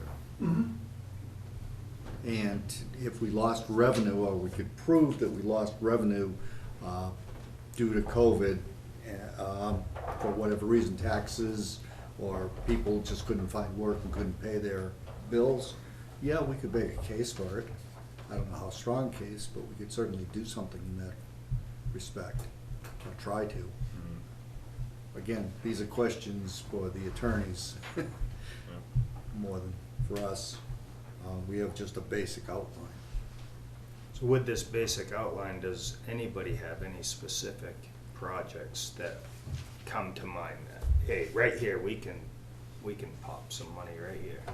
Yeah, sure. I've got several. Can we hear 'em? Yeah, I talked to Mr. Goey, and he suggested we could put $150,000 into culverts that need replacement. Hasn't been able to get to them, and they haven't been funded, and some of them are in pretty poor condition. We have a bridge that's out. I don't know if that would fall under our environmental infrastructure, stormwater infrastructure, but. The bridge? Yeah, Taylor Road. Well, That- we wanted to that's the replace state that in though, isn't it? 2025. What? That, Yeah. The state covers that. State's covering 80% of that. okay, so And it we was can a take that As off. long as we It was a wait. warrant, wasn't it, I think? Yeah. Yeah. I know from talking to some of the people, like Mr. Alvarez, that we could put some money into the internet broadband stuff. And I've been talking to Bob Boynton about splitting a GIS fee possibility. And I think we have the chief here with us tonight, and she has some fire safety needs, fire equipment needs. Yeah, one of the things I'd like to see would be,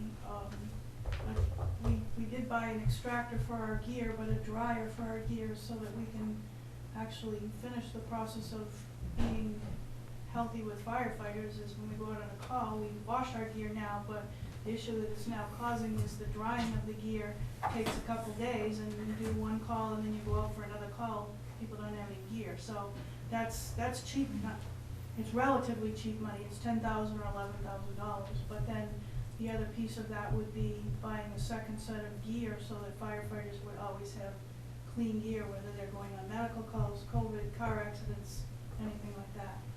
And then the last piece would be, we've got to put in a grant for radios, or a warrant article for radios that came under the original grant for the interoperability, and then when in 2002, so the radios that we have now are coming back, if we send them out for repair, are coming back, but they can't be repaired because they don't meet the FCC regulations anymore.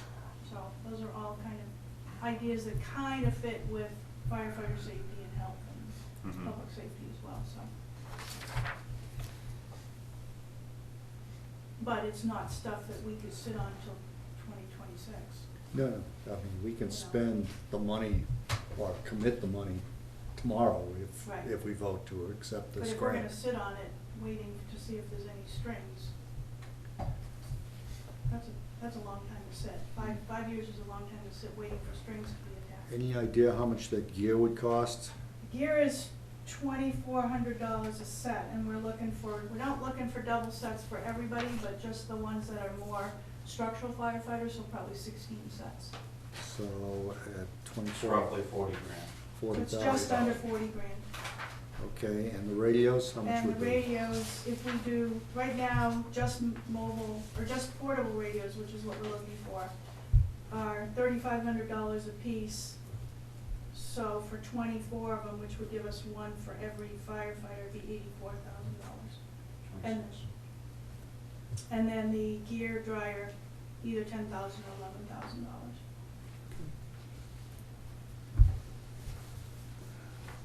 You know, what would be similar to that would be, there is some, on the CIP, some funding that's supposed to go over once we get the cell tower put in, for upgrading the radios for the police department also. And also moving everything that we have here up to the hill where the tower's going to be. And that's part of the same safety project. So we might be able to use some of the money for that. And if I Where were, is that tower gonna go? Is it Old Peterborough? Old Peterborough Road. Peterborough Road. Yeah, and if I recall, that police equipment upgrade and such, back in 2019 was around $64,000. It's probably more now. But, so let's say $70,000 for that upgrade. It was the upgrade and moving everything over to the Right. tower, to that tower from the antenna behind building two. So, I mean, that's a pretty good start for That's a spend. big long spend. No, I might ask a question or a suggestion. Is, you know, there's a lot of suggestions here, and so they don't get tangled up, even though we all can take notes, is if you could just shoot us an email, Sure. that would be good, and then we'd have it stacked up in writing. Mhm. You know, I don't know how you feel, but I feel I'm hearing some good ideas, Yeah, no, definitely. and they probably all fit. They're in the public safety. You know, you said water and sewer, but it's water, sewer, and stormwater, and that gets us all the culverts, okay? So how we handle stormwater is important.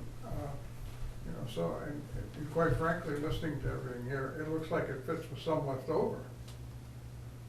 Okay, so if somebody could get that to me, I can Do you put want it to? on a list. We can make a to-do list with this, Yep, like you have a other spreadsheet. yes. That would be, I think, very helpful. Mhm. Do you like it to you and the selectmen, or just you? Just or- send it to me and I'll get it to them. We'll Yeah, put it he's on central spreadsheet. processing. Yeah. I'll send it Just to so you. we have a, Yeah, administrator at townofnewiswich.org, okay. thank you, How much total are we receiving? if we vote on it. Or- Total Why would did be they- 564. Yeah, that's actually half of the total, the real total. No. It's well over $500,000. Yeah, no, what we received so far is $280,000. The whole total is 564. Why don't we receive the full total? I don't know when the other half is Well, I coming. thought it was 1.2 million. I thought it was originally too. I don't believe it is. I thought it was that the 564 was the first half of it. No. It was going to be no subsequent. If it's 1.2, we can go back to drawing boards. Right. Yeah, I got mobile radios to replace too. We got a building, we can start putting money into. Then we should do this. Then we should be looking at a safety call. Has the town made any effort to contact the small businesses in town, because some of them are owned by out of towns that have been impacted by COVID-19? And I'm thinking like Sonny's Market, you know, those kind of things where they had to expend funds in their small business in order to protect the populace from COVID-19, that would not get the opportunity to come talk to the selectmen.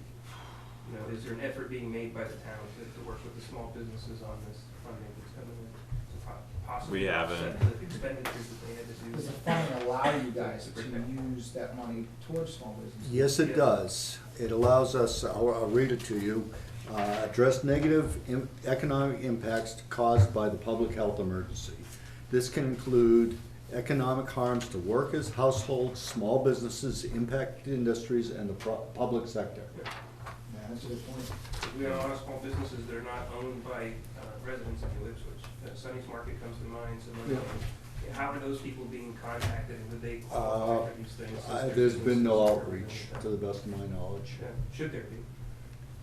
They haven't reached here either. That's the problem, is if they're not reaching out, how do you reach? They may not even be aware. Well, you know, I got the Yeah. email because I'm a resident of New Ipswich. So Mhm. the owner of Sonny's Market won't get this email that there's a public hearing for funds available within the town of New Ipswich for their small business. Mm. So how are you gonna reach those people that are not residents of New Ipswich? Yeah, and I have no stake It's a in the good game. point, but- Jim. Yeah. That's a valid point. Yeah. One thing though, they can get these notices. If they sign up. If they, all I gotta do is sign up. If you're invested in this community, okay, you own a house here or a business, but you don't actually live here, all you gotta do is put your email down on the website and we can bury you with notices. He's not wrong.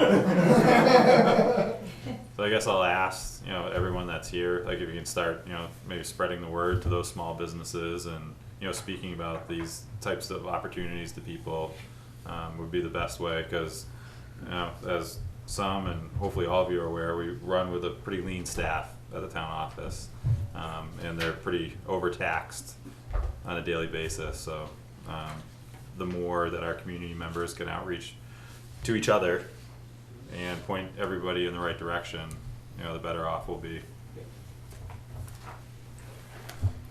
Of course, the problem with that is figuring out who's deserving and who's not deserving. That's why you guys are up there and we're down here. You build a matrix with some rules and then you see how it fits. I guess to answer your question, we're not sure exactly how that would happen, but once we hear more from the school, we'll definitely look to work with them in any way that we can, because we all serve the same community members, so we have to operate in everyone's best interest. Is there any other public comment? I think the only comment I have is that the gear dryer and the gear for the fire department is huge. I mean, as a volunteer member in this town, you come off a call, you gotta wash your gear. I am at least 48 hours before I can put that gear back on, at least. And that puts me out of service as one of the higher, responding members of the town. Not the highest, but one of the higher.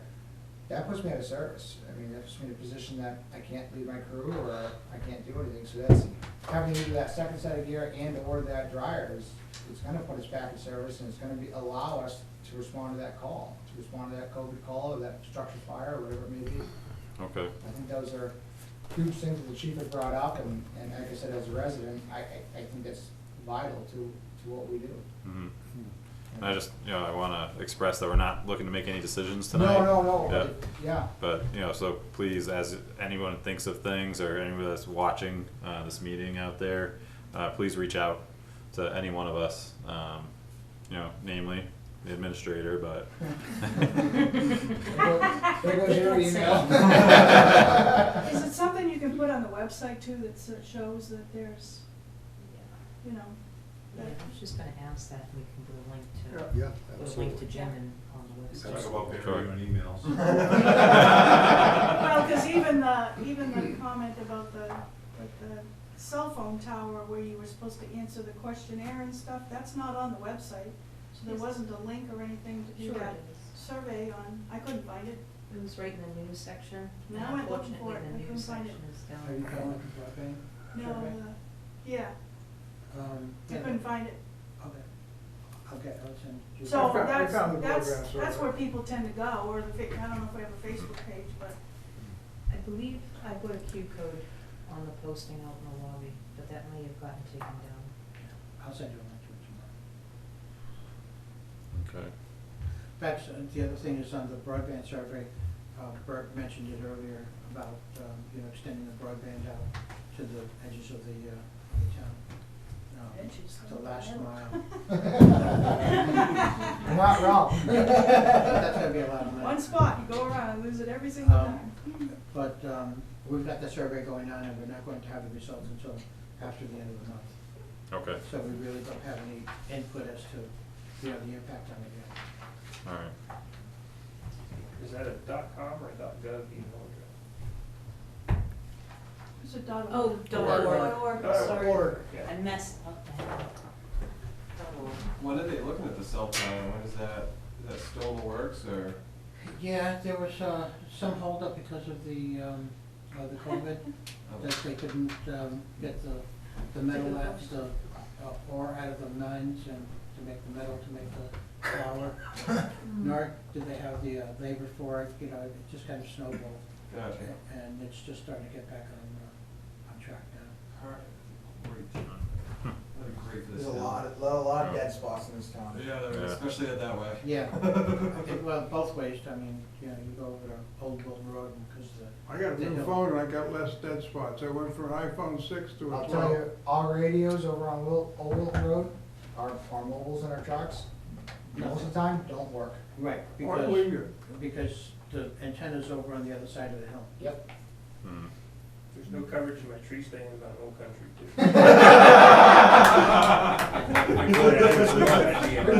Get a repeater out there, it's real happening this year. You brought the reinforcements, didn't you? Then you spread them out all I didn't bring them all, I only brought some of them. I didn't tell any of them to come. She didn't ask me to come, I'll tell you that. I just said I was coming to the meeting to hear the public comments. They all came on their own accord. With But I that, will have a chat with them later. with that, I'll close public comment section and entertain a motion from the board. Move we accept the grant with the caveats mentioned that if we find that there are issues with it, that we consider returning the money. Is there a second? Second. All in favor? Aye. Aye. Well, congratulations on the grant. Now we gotta investigate for strings. Like we didn't have enough work to do before. Gives Yeah, us good a- luck to you guys. We'll send you the bill tomorrow. Yeah. I gotta go feed the Okay. calf now. I'll give you an update on the other grant. Okay. We might get $3,000 or $4,000 from Eversource? Eversource for fixing up the heating and cooling systems. Yeah, take care of things. Right and from you the get fire rewarded. department and highway. Just fire department and highway. Just Speaking of which, we need to move the Connex box and everything for a month or something. Oh, boy. Oh, your November 30th appointment is contingent on. That wasn't contingent before. Your backyard, right? Yep, Okay. yep, we gotta clean out the backyard so they can get the tank out so we can. October 2nd. Yeah, you guys want heat, right? You guys got a lot of rules. We want heat as long as you want heat. Yeah, I don't feel like going down there with torpedoes again. No. Oh, that was fun. And light bulbs. Me We've either. done that, we'll not do that. Thank you, No, that's good news. Thank you guys for getting this grant and going after it, or however it got presented to the town. It's a new wave and it's good. Thank you. Yeah, we'll see if it works out. It's definitely a different approach to things for us. That's why we're gonna be cautious. Yep. And then just make sure that we spend the money the right way so that we don't get, slapped later, because we don't wanna hurt our community either, so. Now, And there's that- a lot more grants out there to get, so Yeah, this is good. This is a very good stepping stone to keep going on. So, thank you guys for entertaining this. thank you. Thank you all for your service too. Hey, we're bottle for your count. So we have to just review the CIP this year for, Yeah, sure, and I'll leave it up to you whether you want to do it by yourself or. you wanna, write it can to you me. send me a copy of the current CIP? You have my email address? It's online. Or if you want to do it, we can also do it if you want some of your staff to, Okay. and have everybody's input into it. Okay. Good night, Jim. Thanks, Yeah. guys. Thanks. See ya. Thank you. Good night, Meredith. Thank you, guys. Sure. In reference to the CIP, how are you contacting the department heads? Have you contacted everybody that you? Not everybody, I'm taking them, I ran into some difficult times over the last couple of weeks. I've got the police department done, I've got some, I need to confirm a date with Peter. I'm going for the largest ones first, Okay, and then the fire department, and then I'll probably just meet up with the various departments when they're having their meeting. They will get together, like whether it be the zoning board or the heritage group. oh, when they have their, the all right, their cemetery meeting trust nights, fund okay, Type thing, when they have their meeting, that way everybody can put in their input as to, what they want to, what they feel they need. okay. Alright, so should I have, Shauna from the rec department was asking, cause she has Okay, a list of things and, is ready for you. fine, Yeah. Would you like me to send her your email or? yeah, please, Okay, and just ask her to give me a heads up on what she wants, the list, yep, and, and price it out if she can.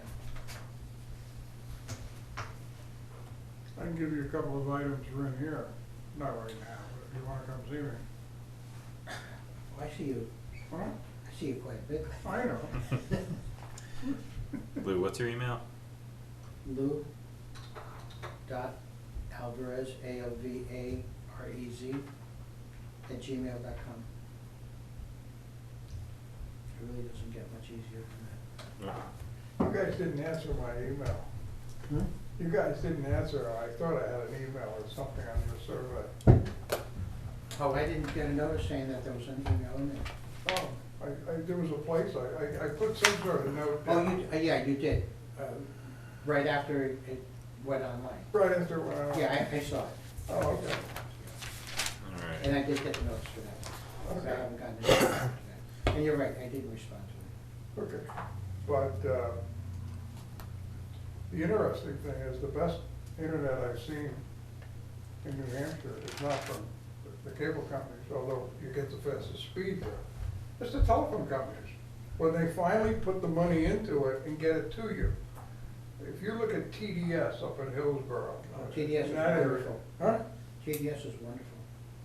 Not only that, they were giving away stuff just for you to Right. sign up. I mean, here's a laptop, here's a big screen TV. They got a gigabit up and down. I mean, this is like instantaneous internet. That's right. And I've heard that Fairpoint's just as good if you get into where they have it. Where, that's Fairpoint.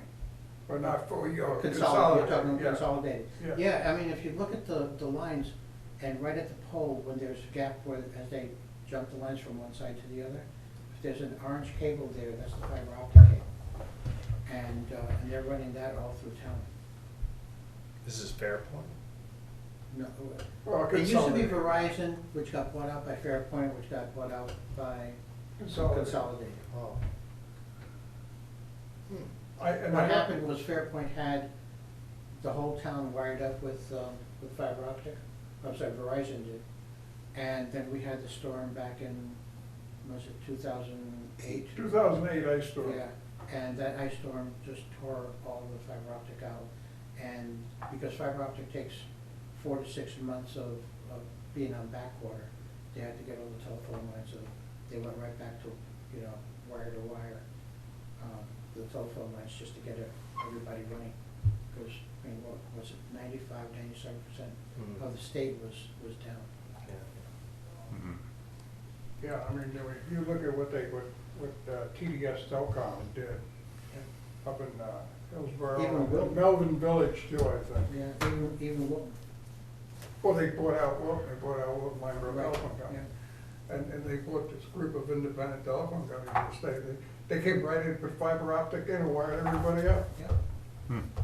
And and it works. So, I mean, that is something that towns can get involved in that, because I know a couple of towns have created bond issues where they get the bond cheap. So they get to borrow money cheaper than, let's say, the telephone company.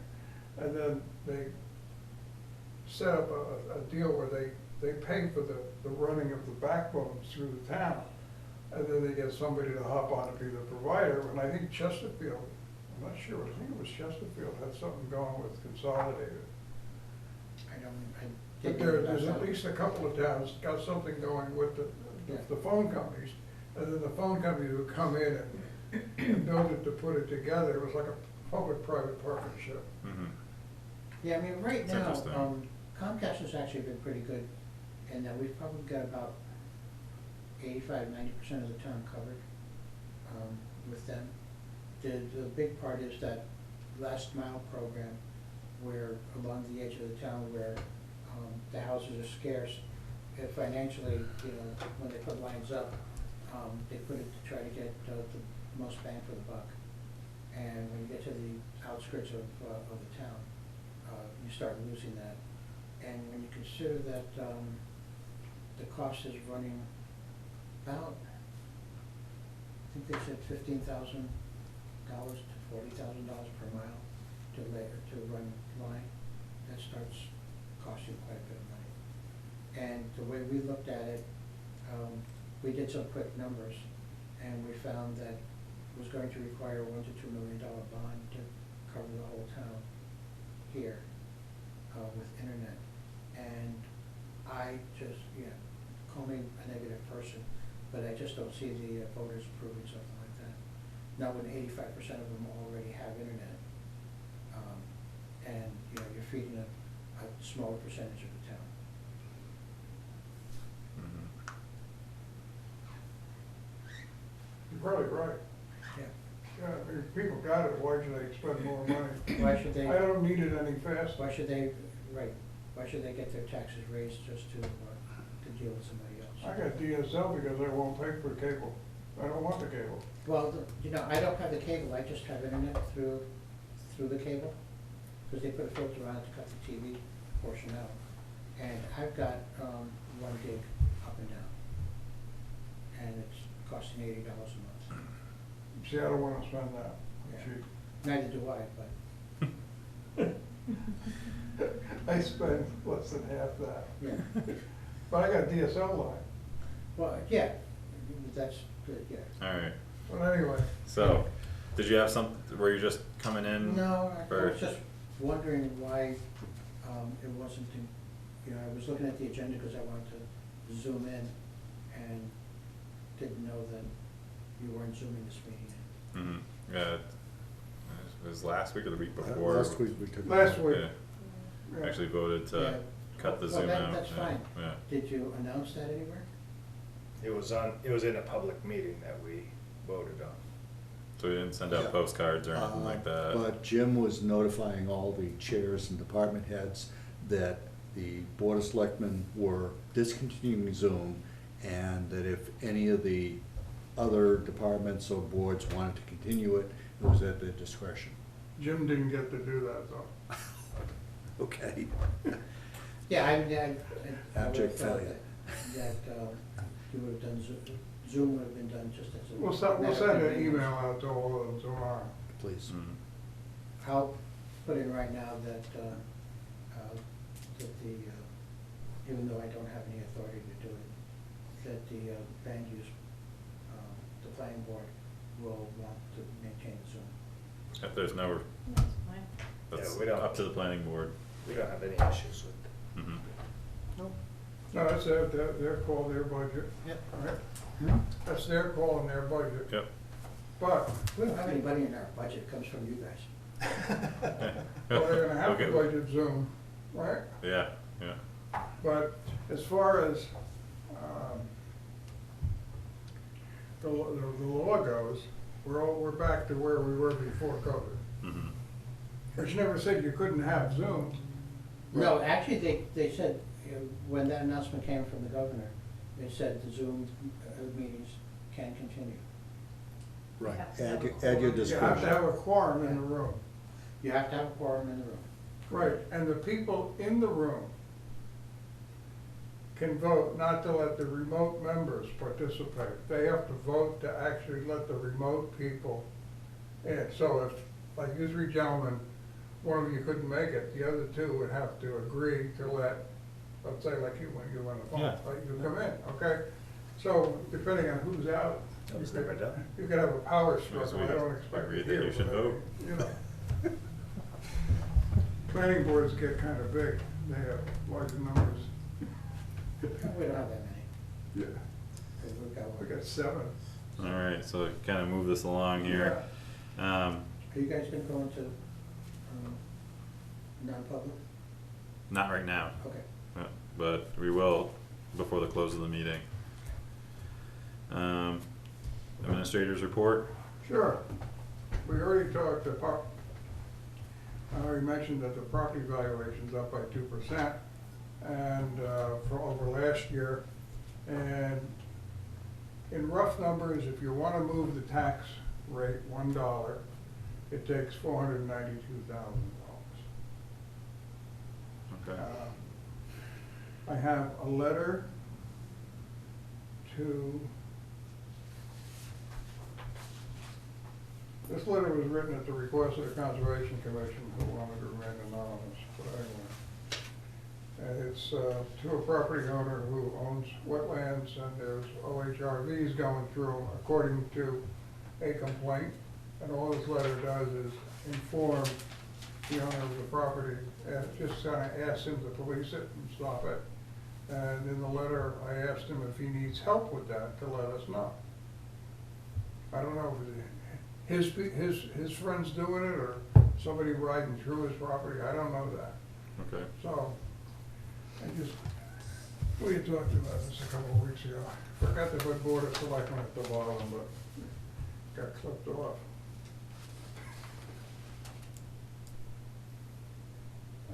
The request for the letter is attached to it, and it would go out with a copy of the flyer from the state about OHRVs and wetlands.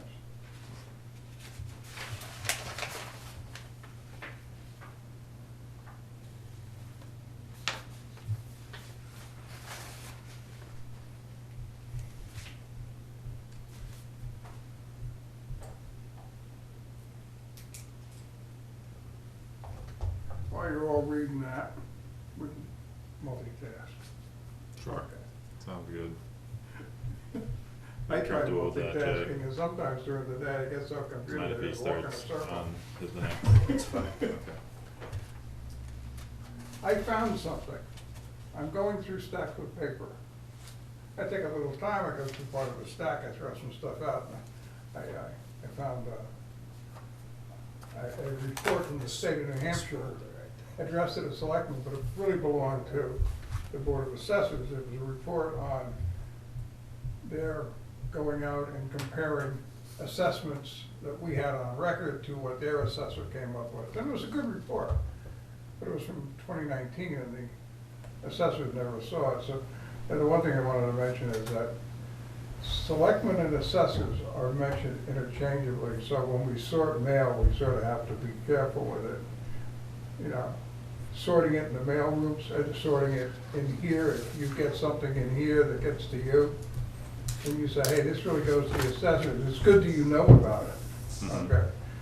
But along with that, I found this. We were talking about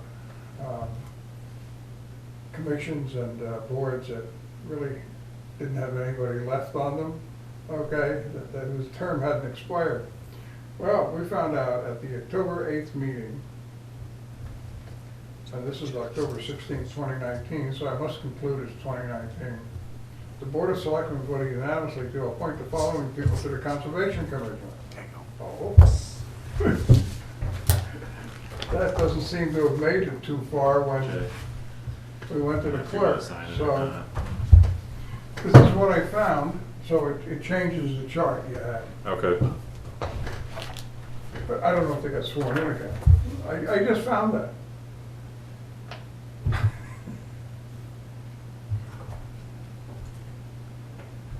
And along those same lines, I got something that we really can't fix tonight, but every town must have a municipal records committee. And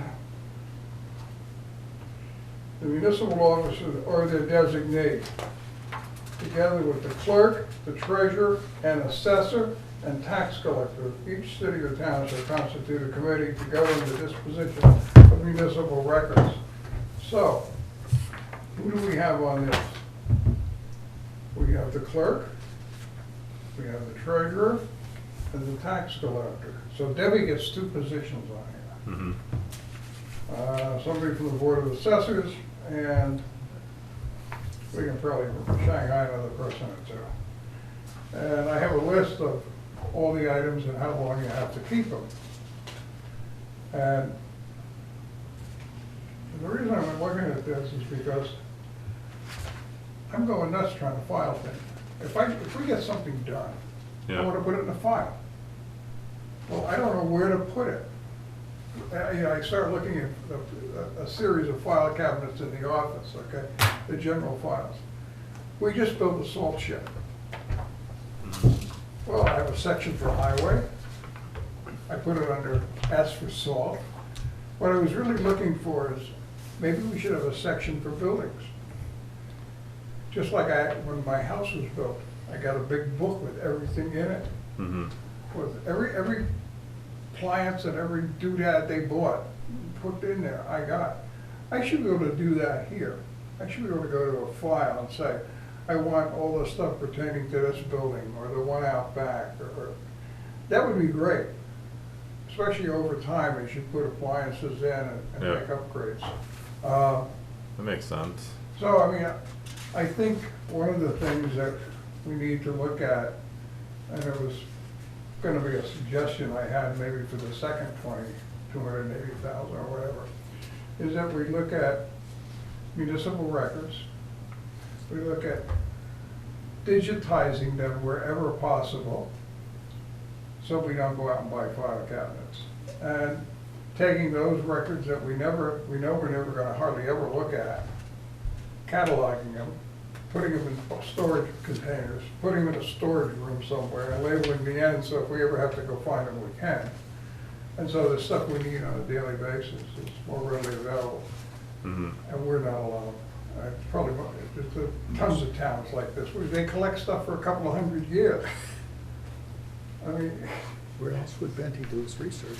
and, you know, the other thing too is we shouldn't be keeping things we don't need to keep. Okay,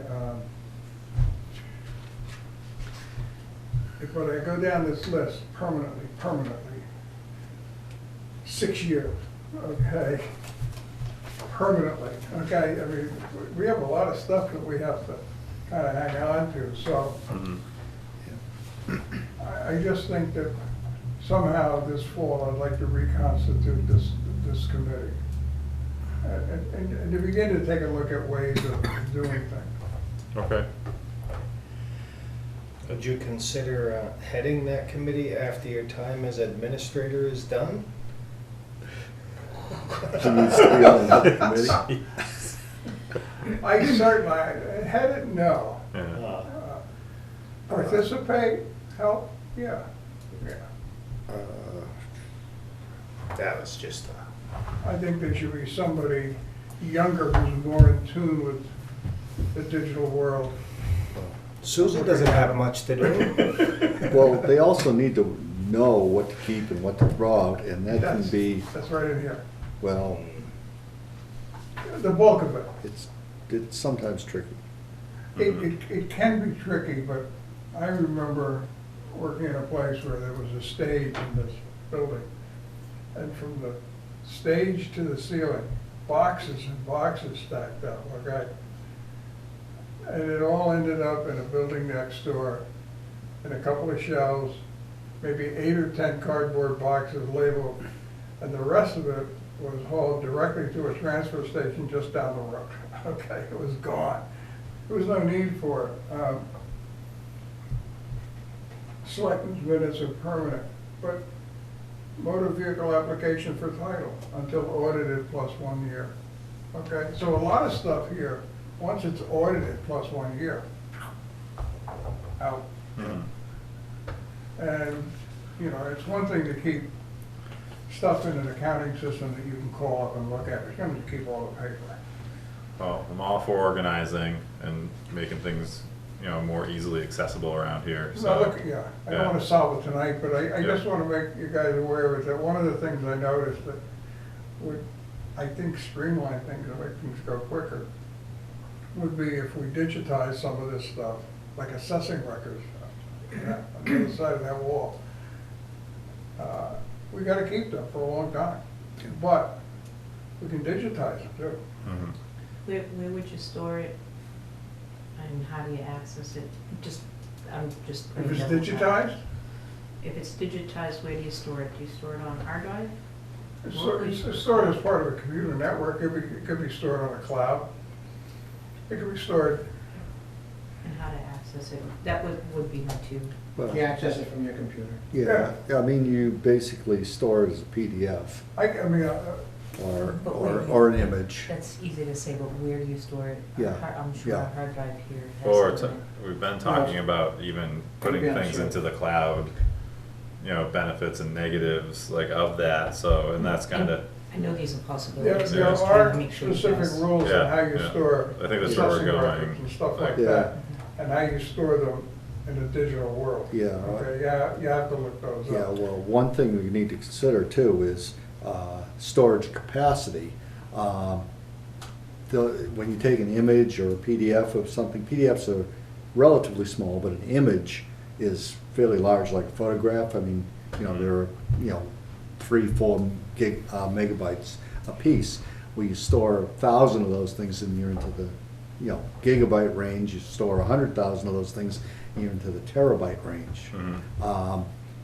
That's a huge, huge amount of storage. I mean, I store a lot of photos and stuff for my work, and I run out of storage space all the time.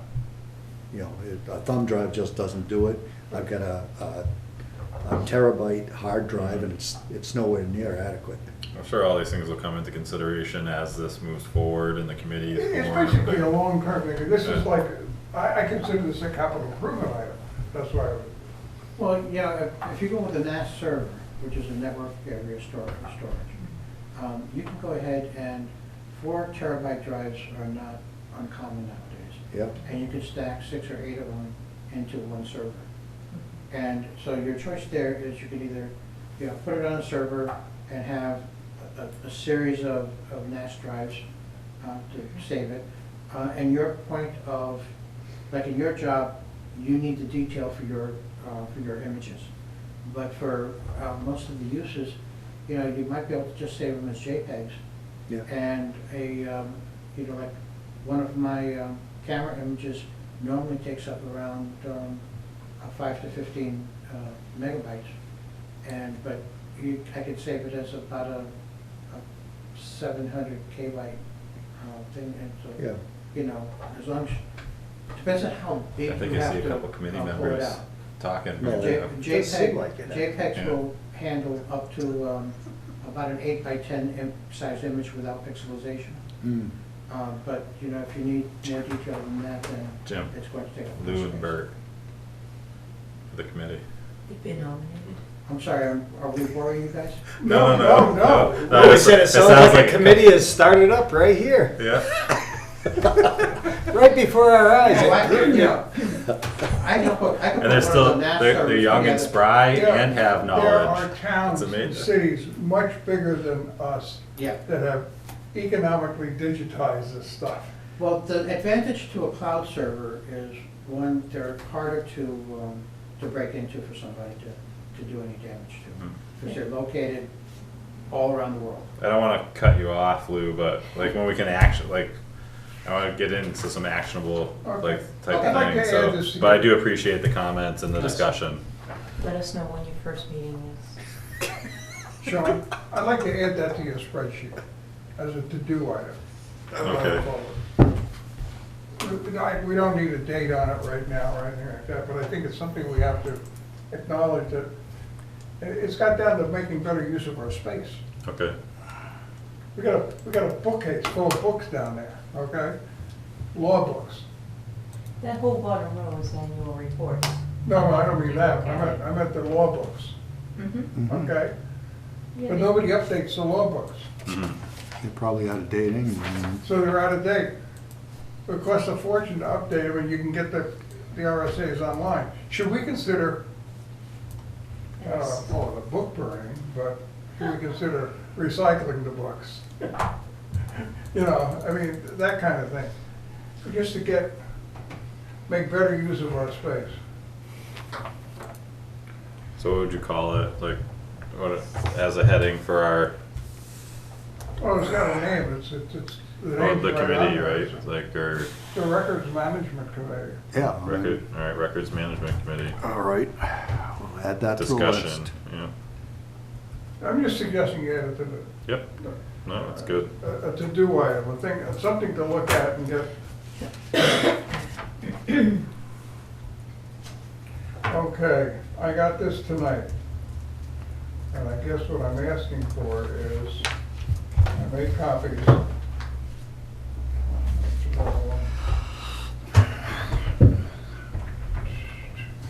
I guess the community center would go on there, and Shauna would be the person that's.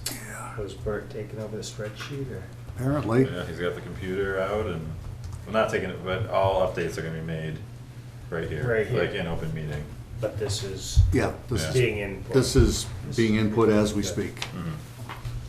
And then I, we'll send it to you guys in total, so you can have a copy for your files as Okay. they're I think updated. it might update automatically. I wouldn't put any money on that one. Alright.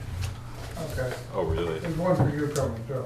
Okay, thank you. Okay, I just got this evening, and I am familiar with it. I didn't know I was gonna get it this evening, but I knew the town had looked at having Southwest Regional Planning Commission work on a road maintenance system. Mhm. And it's called RSMS. It's been around for a long time. Actually, years ago, I took, courses in it, back in the days of the IBM PS2 or whatever it was. That's a long time ago. And what it is, it's a method of inventorying and classifying your paved roads. They're not gonna do dirt roads. My apologies. Okay, So my street doesn't get covered. perfect. What do you mean perfect? No conflict of interest. That's right. You presenting this to So us. I guess I passed this It's a thing out, beautiful want to take a thing. quick look at it. I went to the Regional Planning Commission, because I knew this thing was laying around.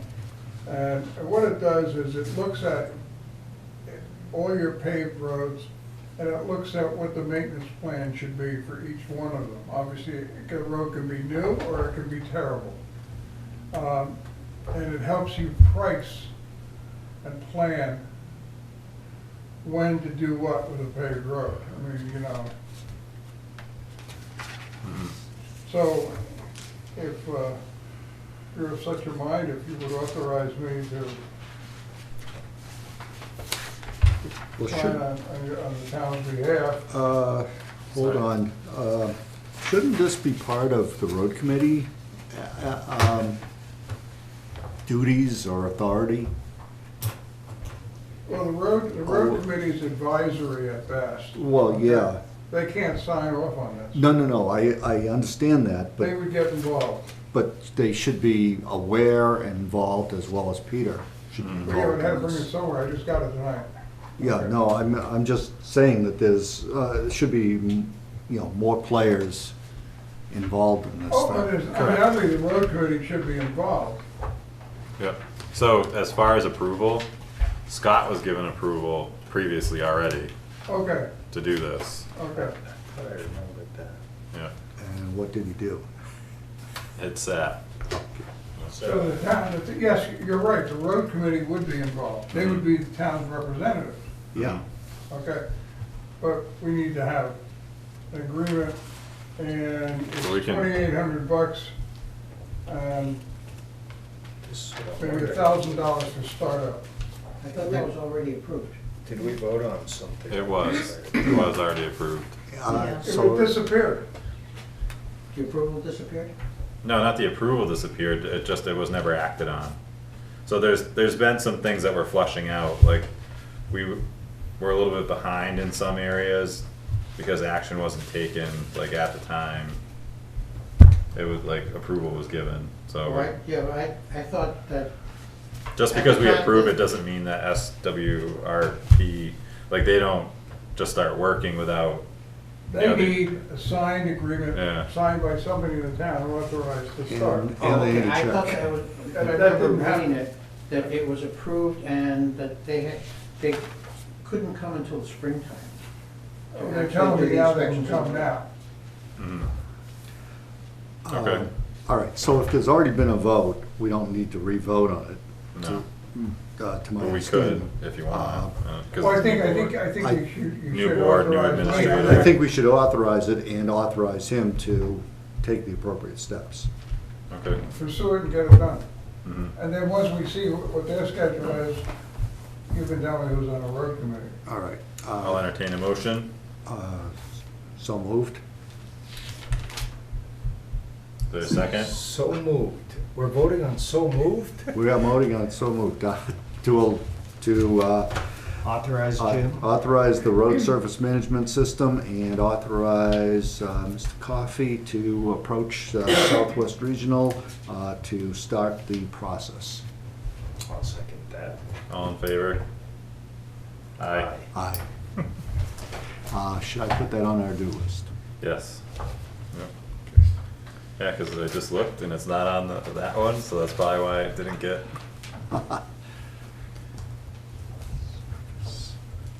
Okay, the other item I wanted to, maybe we can save it for another night, but tax maps. I went, I think Bert, you asked me to come up with something, and I did, and I sent it to you. Yes, I and saw we that. both went into sticker shock. Yes. And do we need a flyover with 6-inch resolution, okay? No. No. And so, but no matter, and here's what I came up with in talking to CAI, was no matter what way we go, okay? And there's various levels of this thing, everything we can do, but no matter what way we go, we should do something right now to get our tax maps in a better position, such as they are online. And that was that $6,000 I was talking about.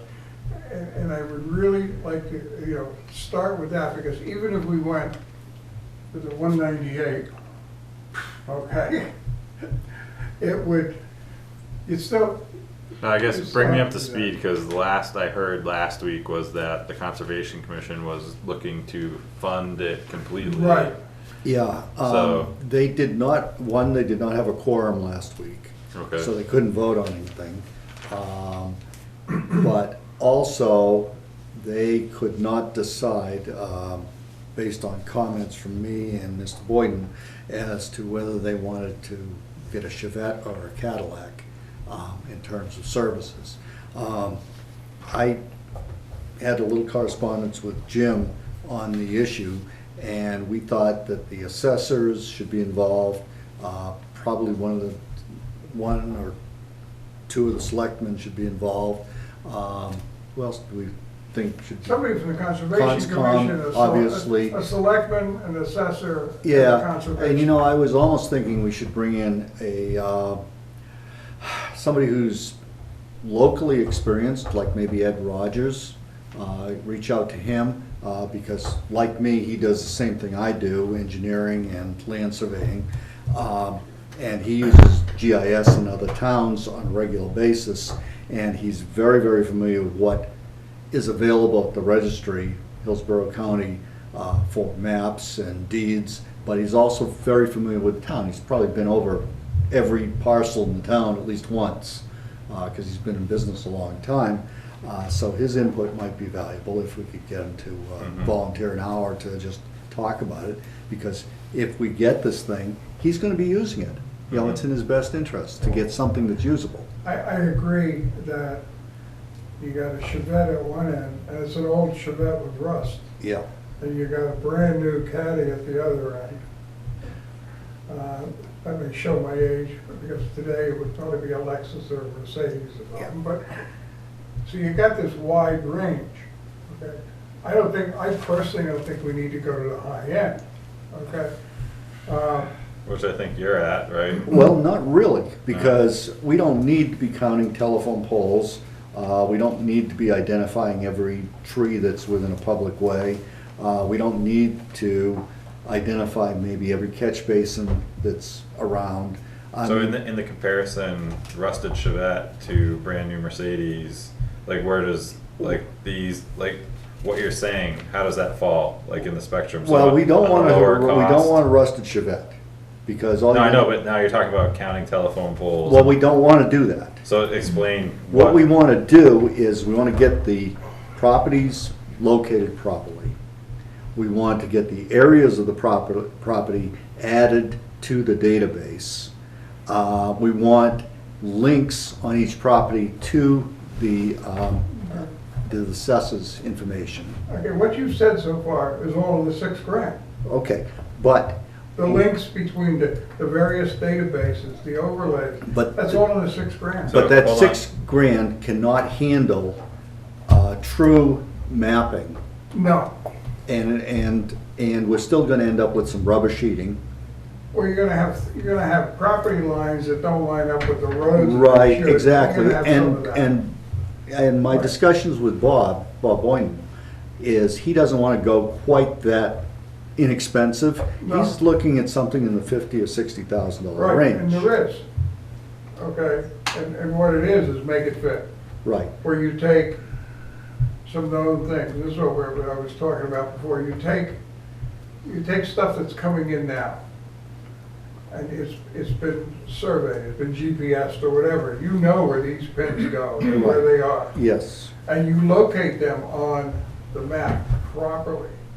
And you start to get your tax map, so it starts to shift, and you may have to force pieces around it. yep, Okay, but if you do that, I think you're about in the $50,000 range. right. Okay, of getting it, and you'll wind up with a decent product. What you're looking at the high end, the Mercedes, is being able to look at the rooftop of every building in town and having it placed on the map within 6 inches. You're right. And we don't need that sort of accuracy. I don't need that. We don't need a Cadillac, but we don't need something that we already have Yeah. either. And the other thing is the overlay layers. You can have literally dozens and dozens of overlay layers, such as voting precincts. I mean, how many voting precincts do we have in town? One, right? You can have floodplain, you can have wetlands overlay, you can have Oh, no, topography. Oh, yeah, you got tons of I mean, overlays, and they're this- cheap. The list is virtually endless, and what we need to do is, our first step is come up with a wish list. This is what we would like to have, this is what we, you know, a secondary list would be nice to have, but we don't need it. And then say, these are the essentials. The overlays are almost free. Yeah, They're virtually free. Most of them come out of Granite and UNH Yeah. and places like that. so we need to sit down with a group of people from primary boards that would have an interest in this, pull in maybe one or two private citizens who would be willing to help us out for a couple hours, because it's in their best interest to do so, who are familiar with this type of system, and then come up with a proposal for the board. Now, the other half of the For equation. which board? Board of Selectmen is probably going to have to make some decisions on this. I Now, thought the conservation last week. hold your Okay, horses, I'll let you please. finish. Sorry, you're reading your notes. We No, no, covered- no, I No. have some specific questions. No. Regards to that. That Go ahead. Conservation was willing to fund 100% of it. But as you recall, in our discussions, there were some political ramifications to that. So, and it was voted down at the last, as a warrant article last time through. So they're concerned about the political fallout to an extent, but they know that we need it. It would help them immensely. It would help the assessors immensely. It would help people who just, you know, want to work in town, and realtors and so forth. But we have other options too. We could do another warrant article, or we could use some of this ARPA money to fund a portion of that and not suck the full amount out of the conservation. Conservation right now is sitting on about $300,000 that they can spend any way they so choose once they vote with a quorum. I don't think they want to spend even half that. They want to spend a portion of it. They're willing to fund this thing, but they don't really have a solid direction. And I think by having a lot of departments involved in this, we can find, you know, a happy medium. And I'm not sure where that is, but, you know, I think Jim's right, a $50,000 or $60,000. Well, that's based on an estimate too. Yeah, and that's based on an estimate. It's And fuzzy, but in then, my but head. then we also have to consider that you need to do yearly maintenance on this thing. And I think, what was that, about $3,000 a year or Yeah, something? we're paying that now anyway. Yeah, so, I mean, Maintenance doesn't change. Yeah. but once you get the basics down where the property lines are, it's almost self-maintaining. So what are your concerns, Jay? I'm just wondering, there was the 350,000 they had. They expressed an interest to use it to get the mapping done. Yep. What is this conversation about? Are they now wanting another 150, 200,000 What on we're- top of the? No, I think what we're determining here, and we haven't decided, and they haven't decided, is what would we like versus what do we need, and But what. doesn't it all come down to the money, is my question. Well, they have enough to fund the whole thing if they really so chose. However, do we want them to fund the whole thing as the select board, since we do have some other fund sources here, the ARPA money? Or do we want to split it? Or do we want to throw out another warrant article?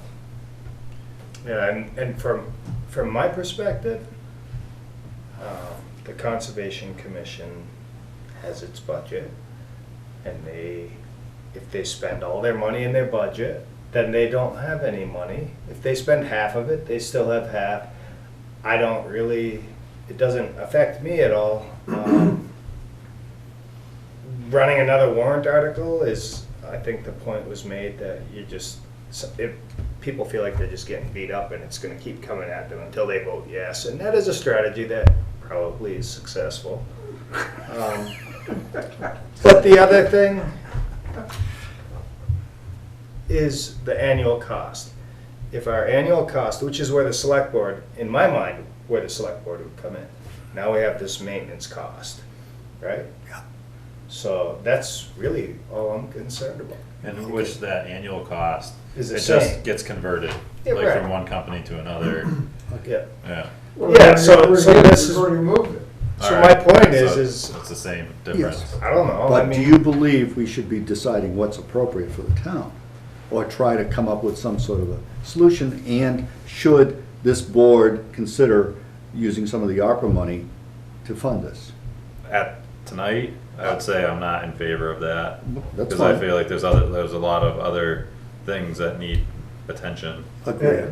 has the Conservation Commission requested that the select board help them out in trying to figure out whether or not to do this? They're still or- mulling over what they actually need. Hmm. And I think, we should support that effort as much as possible. I agree, by letting them But- figure it out. But, They can do it around the selectmen. Because they can draw on the conservation fund. Mhm. But- And the example given to me was Plainfield, New Hampshire, in which the Conservation Commission did a major update to the tax maps, which I guess were a mess up there. but because this Just one bit. impacts so many departments, and we would be using it so extensively, I think the Board of Selectmen should, how shall I say, influence whatever decision they make. I don't know that we need to influence it, but Well, to make give our them recommendations. the flexibility and the ability, like they can meet with any department that they want to gain their input into this and present it to the select board. I agree, but. So there's just, there's more work on their end, because as far as I'm concerned, the voters spoke last year. Like, I was in favor of the tax maps last year. I was the one. So, but I would need other people to, fight for what they want. Instead of us taking up and, making that fight. So, I don't know if there's a way that you can, communicate back to them that, because I think you're in favor of an update, but the Yeah, I funding was, shouldn't come from I this. voted for Yeah. it last. Yeah, Yeah. I mean, I'm also in favor of it, but I just don't want to buy I- too much, and I I don't want to buy wrote too the little. Yeah. So we're all positive, but as far as the push, I'm happy to, allow the Conservation Commission to, make a suggestion, and if they would like us to endorse something, Pretty much. come to us to, Yeah. looking for that specific endorsement, The If they need- maintenance, if they Yeah, need if they it. want it. they call it the daily maintenance or annual maintenance or whatever, the responsibility for maintaining them has always in this town fallen on the Board of Assessors. So the Board of Assessors is the board that's responsible for it and budgets for it. Okay. Obviously, the Board of Assessors can't just throw in $100 and some thousand in the budget and say, let's make the map better, okay? And that's why there was a petition warrant article. The only reason there was a petition was because last year, 2 out of 3 of the selectmen didn't want it on the warrant. Even if they, sometimes selectmen will put things on a warrant, even if they don't support them, to let the voters have at it and make their decision. Which I feel influence, there's some influence there. So, but the key to all this is the cost of maintaining this thing is the cost of updating the maps. That cost, although it may go up over time, isn't really going to be any different because the maps are there. Okay, so they get changes from us once a year, and they update the maps and they send us paper copies we can hang up and do all that good stuff with. So we get that.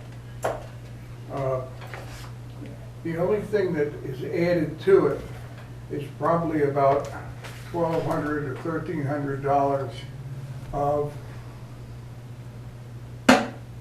having this thing available online on the internet, which we don't have right now. Okay, we have something in-house that Bob put together himself. The one thing that can happen with this is if we do a kind of a make it fit, and we could actually go and look at a few subdivisions in the last 10 years and say, let's pluck out different ones in different spots around the map and put them in, we know where they are, and that might pull other stuff together. I don't know how that would work, you might know better. So I guess, like at this point, again, like nothing that we can really act on this evening, but probably throw those right on our list, Bert and Conservation Commission as the lead. Yep, all right. Incidentally, the maps are updated based on what's on the ground April 1st, so they get updated annually. They don't get updated, we can't send anything in until we've gotten through March 31st. Now, you're gonna know a few days ahead of time, but there's nothing in the pipeline. But, Nice. Slash assessors, because assessors are a major component to it yeah, too. the one thing I kind of would like to talk you into is the first step, which I think needs to be done no matter what step you take. And that is merging the two datas, the assessing data with the tax map, merging those and putting them online. That's the $6,000.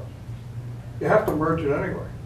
And then once you get it online, they would be doing their work offline and then periodically just, replacing what's there. And our blue lights and our assessing software is designed to merge and work with CAI. So, in that sense, yeah, it looks like my front yard goes out halfway across the road, but if I click on here, I still got me and the house and the assessing card and all that stuff. I can still find things. So You're not gonna be it'd be like a wrong $6,000 nudge in that direction from this board, essentially, right? Yeah. And where is the money, like where would that come from in our budget? There's probably a couple of spots that it could come from. I don't want to. I guess I can name it. Could you find $6,000 in some of these budgets right now? Oh yeah. Police budget's one of them. I'm not trying to rip off somebody who's not here either. Okay. That's why it's kind of awkward. But I mean, I could give you a specific place. I don't suggest. How about the Board of Assessors? You might find something there, but their budget isn't very big. Okay, there may be a couple of grand in there, the Board of Assessors, you're right. So if you can pull that together. Yeah, I don't suggest we hold a formal hearing and we move money from one account to another. It's just that the bottom line is you can't overspend the budget. Yeah. Okay, the total of everything, Mhm. you know. Cause what I'm, you know, You're with not that. gonna, you're in great shape right now. With that $50,000 to $60,000 price tag, it sounds like it's like the Conservation Commission, you know, that's below what they're willing to fund. So we may not have to put out any money. That's kind of the point that I'm making. You know, if they're willing to fund it. Yeah, they'll we should fund the allow them to initial fund it. part, but then Yeah. we'll have to pick up the. Yeah, but that 50 to 60 grand, you still have to add the 6. In other words, that 55 to 65 grand. 50 would be like 56. So I guess we need to see where these discussions go. Yeah. You know, between the assessors, Conservation Commission, The other- and have a concerted picture. Right. Like instead of it coming from various What I will directions. do is I'll reach out to pull it all Bob together. Boynton. I'll reach out to maybe Ed Rogers. Jim, you'll represent the assessors, I guess. And we'll sit down, I'll try to sit down, or at least run some emails around and find out what the wish list is and what can be done with it. Yeah, part of it is the town has, through the Conservation Commission, and Bob did this, okay? But the town has a whole bunch of layers, Mhm. but they're not compatible with The what's town- being used today, Yeah. okay? But in the process of doing this, CAI can convert those and make them workable. Right. Okay, so no, so we don't lose anything. We would bring forward stuff that some towns don't have. Right. And yeah, you really want the lots to be a little closer than where they are on the map. I Mhm. mean, if you go in and look at the tax map hanging on the wall, the big one, it looks fine. But if you superimpose that off of something in which all the roads, let's say, are GPSed, okay, like E911 went around GPSing. So we got, things don't line up quite right, Yeah. you know. All right. So we'll look for an update from you guys. Yep. We'll In work the on it. future. And it's at your pace. Yep. Okay. I've got one thing to say and then I'm leaving. Does the ARPA money include, or can be used for health and welfare? Yes. Yes. Yes? Yes. Good. You've got a nest of mold out there in building 2. Use some ARPA money to tear that down. That would work. Or remediate. And the nice part about that is that when the safety center gets built, that's, let's say, $100,000 or $200,000 less that we have to come up with for the safety center. And Thank that's you, a Lou. no-brainer. You could take the building Hey, down, you could take the building down with it too. I offered to take it down when I had my excavator. I've since sold it. And I could have done it. We could take it down for free and just You like push a it over demolition the edge. derby, is that? Yeah. But Let's see ya. we're not Yeah. there. Okay. Okay, I got a notice from Primex about compromise on, a data compromise involving some of their subscribers and users, but we don't have the VPN that Primex, so it doesn't affect us. That's what I like about some of this lower tech. Yeah. You know, it's really Yeah. insulating us from. Okay, and the last thing I have is, I agree. You think it's funny? It's a beautiful thing, really. Well, you know, I I mean, went on a tour with Jay St. Jean and his son, and we went around and looked at all the properties for sale. We're looking at, he's gonna get us an agreement. We're looking at probably around the 22nd of January and holding it in this room.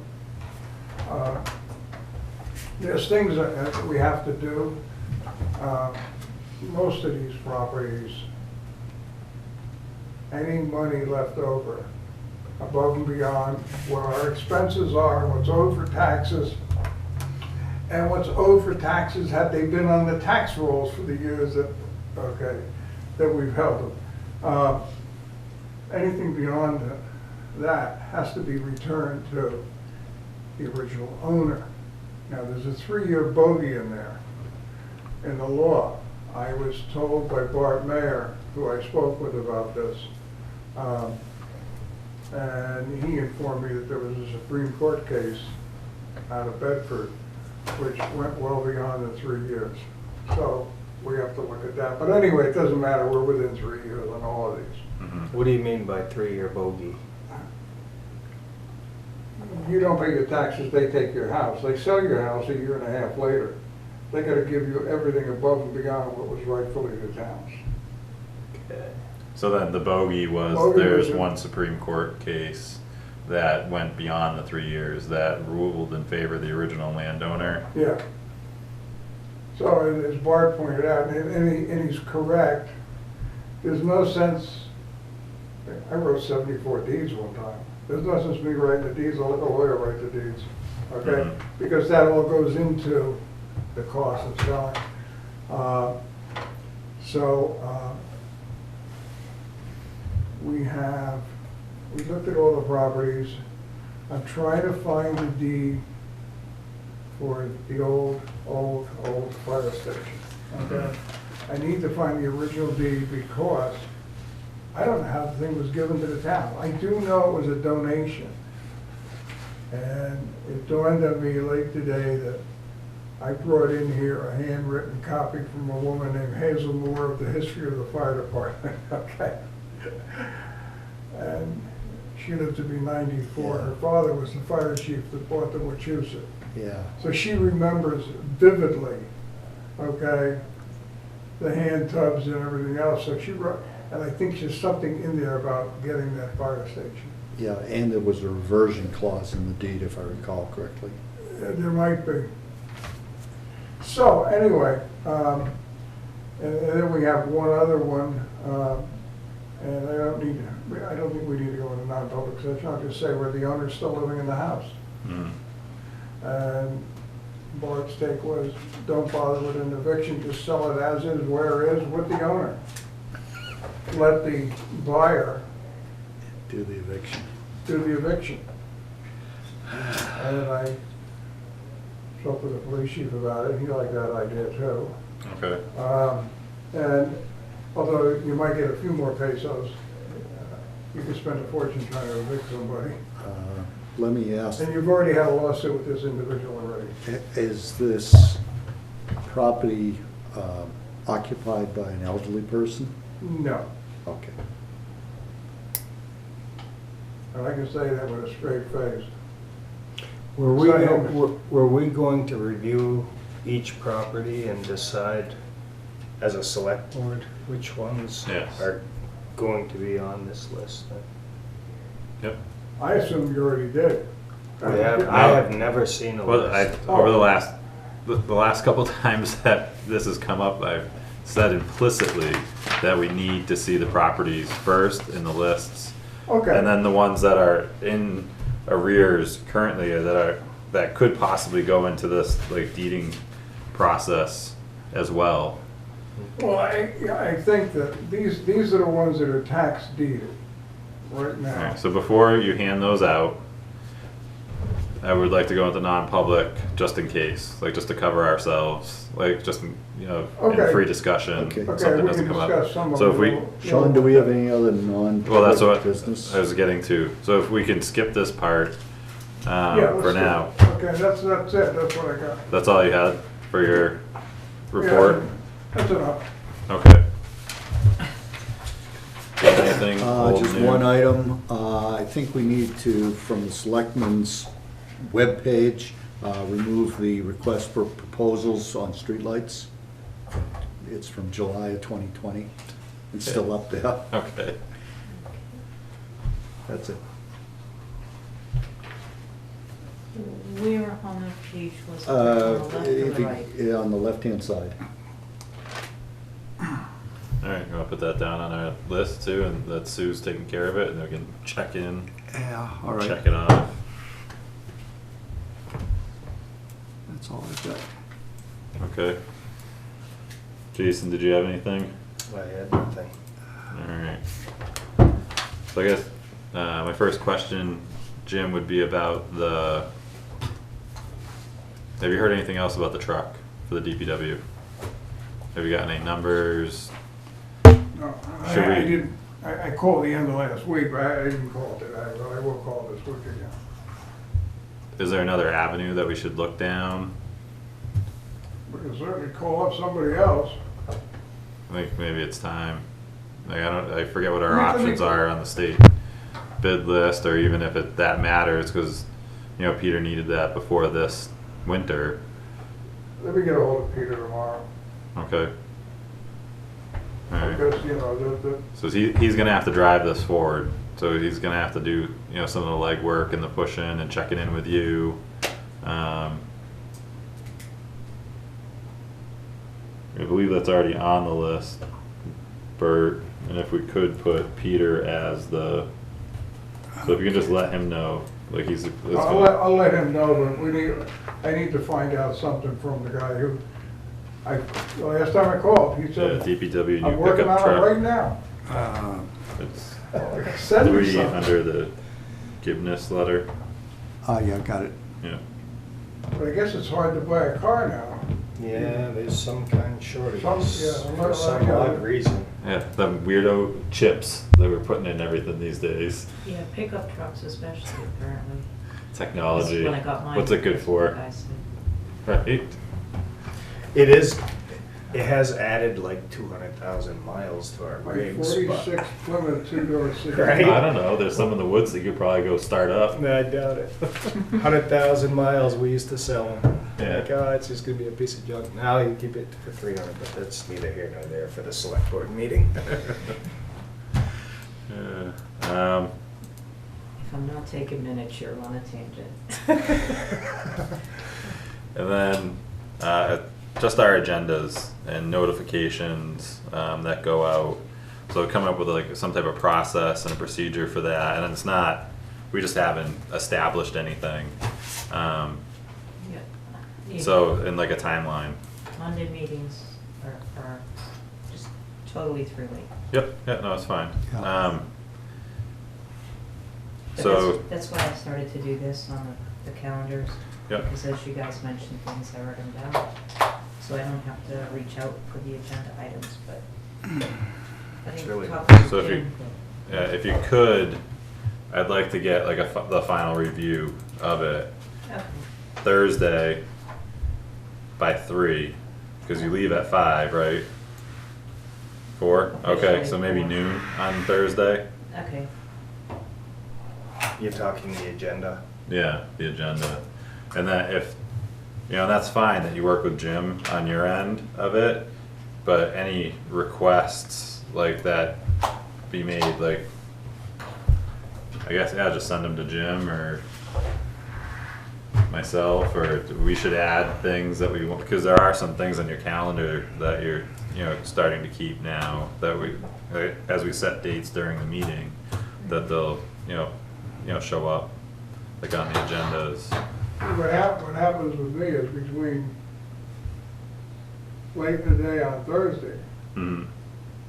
at 5 PM on Tuesday, I can get all kinds of stuff. You know, the question is. Well, and that's why yeah, but we have to post a meeting. We have 24 hours in advance. You know, like, in order to be, and I don't know if, You don't have to have Today's- everything on the agenda. no, and that's what I'm getting with You have to you, post is the that meeting. as long as we have the basic structure of what our meeting's gonna be about. Okay, that's fine, that's good. Established, like the big things. The I'd like public's to be interested there. in the big stuff. Yeah, I want them there too, Yeah. okay? Don't get me wrong, I want them there too. Mhm. But it is possible to get something fairly large at the last minute. Yeah. When I and- say large, politically. Yeah, I mean, but we'll handle that under old and new business. Yeah, okay, And go from okay. there. Yeah, All right, we'll get something out to you that's more detailed. yeah, That's what you're really looking for. yeah, Thursday noon, and then Yeah. if there's something, Can I ask if you guys Yeah. have something, send it to me Thursday morning, and then I'll assemble it and send it out at noon? Does that work? Is that fair enough? Because I'm No. not tracking stuff, but you guys. okay. Typically, the chairman sets the agenda. That, not Right. true. So Yeah. if we had anything, it would just be suggestions on our part, but Sean is the one who ultimately rules the meetings, I think. Yeah, I mean, you know, basically, it's always been that, you know, the members of the board are co-equal. You know, he's just chair, so he runs the meetings, but if you have a personal item or something that really needs to go on the agenda, by all means, put it on there. And usually, it's going to be covered under the normal run of business anyway. Yeah. Just it needs to, if you think it's a public interest item, pass it on. I'm sure that the chairman would be. How about if you two share it with Sean? That's Fine, illegal. Fine. No, we can't talk to Items, him. to share items? We can't talk to him. You can't even say, oh, can we add this to the Sean, agenda? put a restraining order on us. Yeah, right. Yeah. Oh, maybe that was No, a you can state. send, you can send them to me, because they're not deciding anything, like, No, you over the can- emails. you Yeah. know, He It's- sets the agenda because Yeah. he's the chairman, He's- but you guys still gotta feed things to him, Yeah. so he knows that you want. You know, to it's, send Yeah. it. it's So that's info. perfectly acceptable. Yes, my yeah. point It's is- info, So it's you and I and he cannot will work reply. on that. So anything agenda related, even if it's something that you like wanted to put on it, please like send it to me. So then it'll really be a correspondence between you and Susan doesn't have to worry about Bert And I don't have myself. Jason Yeah. saying, please add this, and Bert saying, no, No, please don't. yeah, add so that." it's all You know, just, so Yeah, you're gonna make it all the comes final- through me. Yeah. final. Yeah. Okay. And just so everybody knows, Speaking of Thursday things at to put on noon. the agenda, Thursday at noon. Yeah. I'm Well, gonna put that's the what I- agenda together Thursday at noon. Oh, so- okay, so that's the deadline for us if we're gonna get some. Yeah. Yeah, otherwise, you just bring it up during the meeting, Mhm. like we've been And it doing. could be getting pushed off, Yeah. because I want to move these along. But if we can get them on the agenda, then it's helpful yeah, because I wanna you bring can do Doug your Wade in research. too one more time, 'Cause Okay. these because 12 we haven't decided on this building yet, Yeah. and he's got some input. Yeah. Yeah, so again, just a proposed date that he's willing to come in, and just let me Yeah. know, like send me an Yeah. email. Everything over email. Conversation's not gonna cut it, like I'm not there. You better My remember. bandwidth is gone. He lost That's why I his- just have Don't to ask me to like check remember. email, because I don't see email too much, but I'll make sure I check it. Alright? And hopefully that'll help with the agenda. And the doorknobs are being replaced. Yes. Yep. So What? 4 o'clock, you give Yeah. me the okay to post it. Yep. Or if I need I'll communicate back to you, well before 4 on Thursday.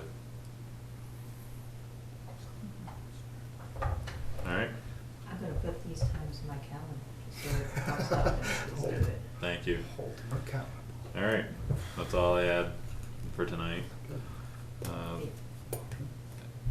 Make a motion to go into non-public under section 91A3.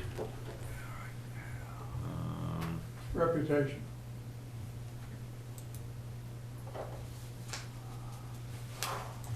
Which one is that? 91A32. Well, how about D, consideration of the acquisition, sale, or lease of real Yep. personal property? Yeah, yeah. So section 91A3, section 2D. I'll second Can we that. tell, Ron? All in favor? Aye. Aye. Yes, please, Sue. Request a 2-minute break.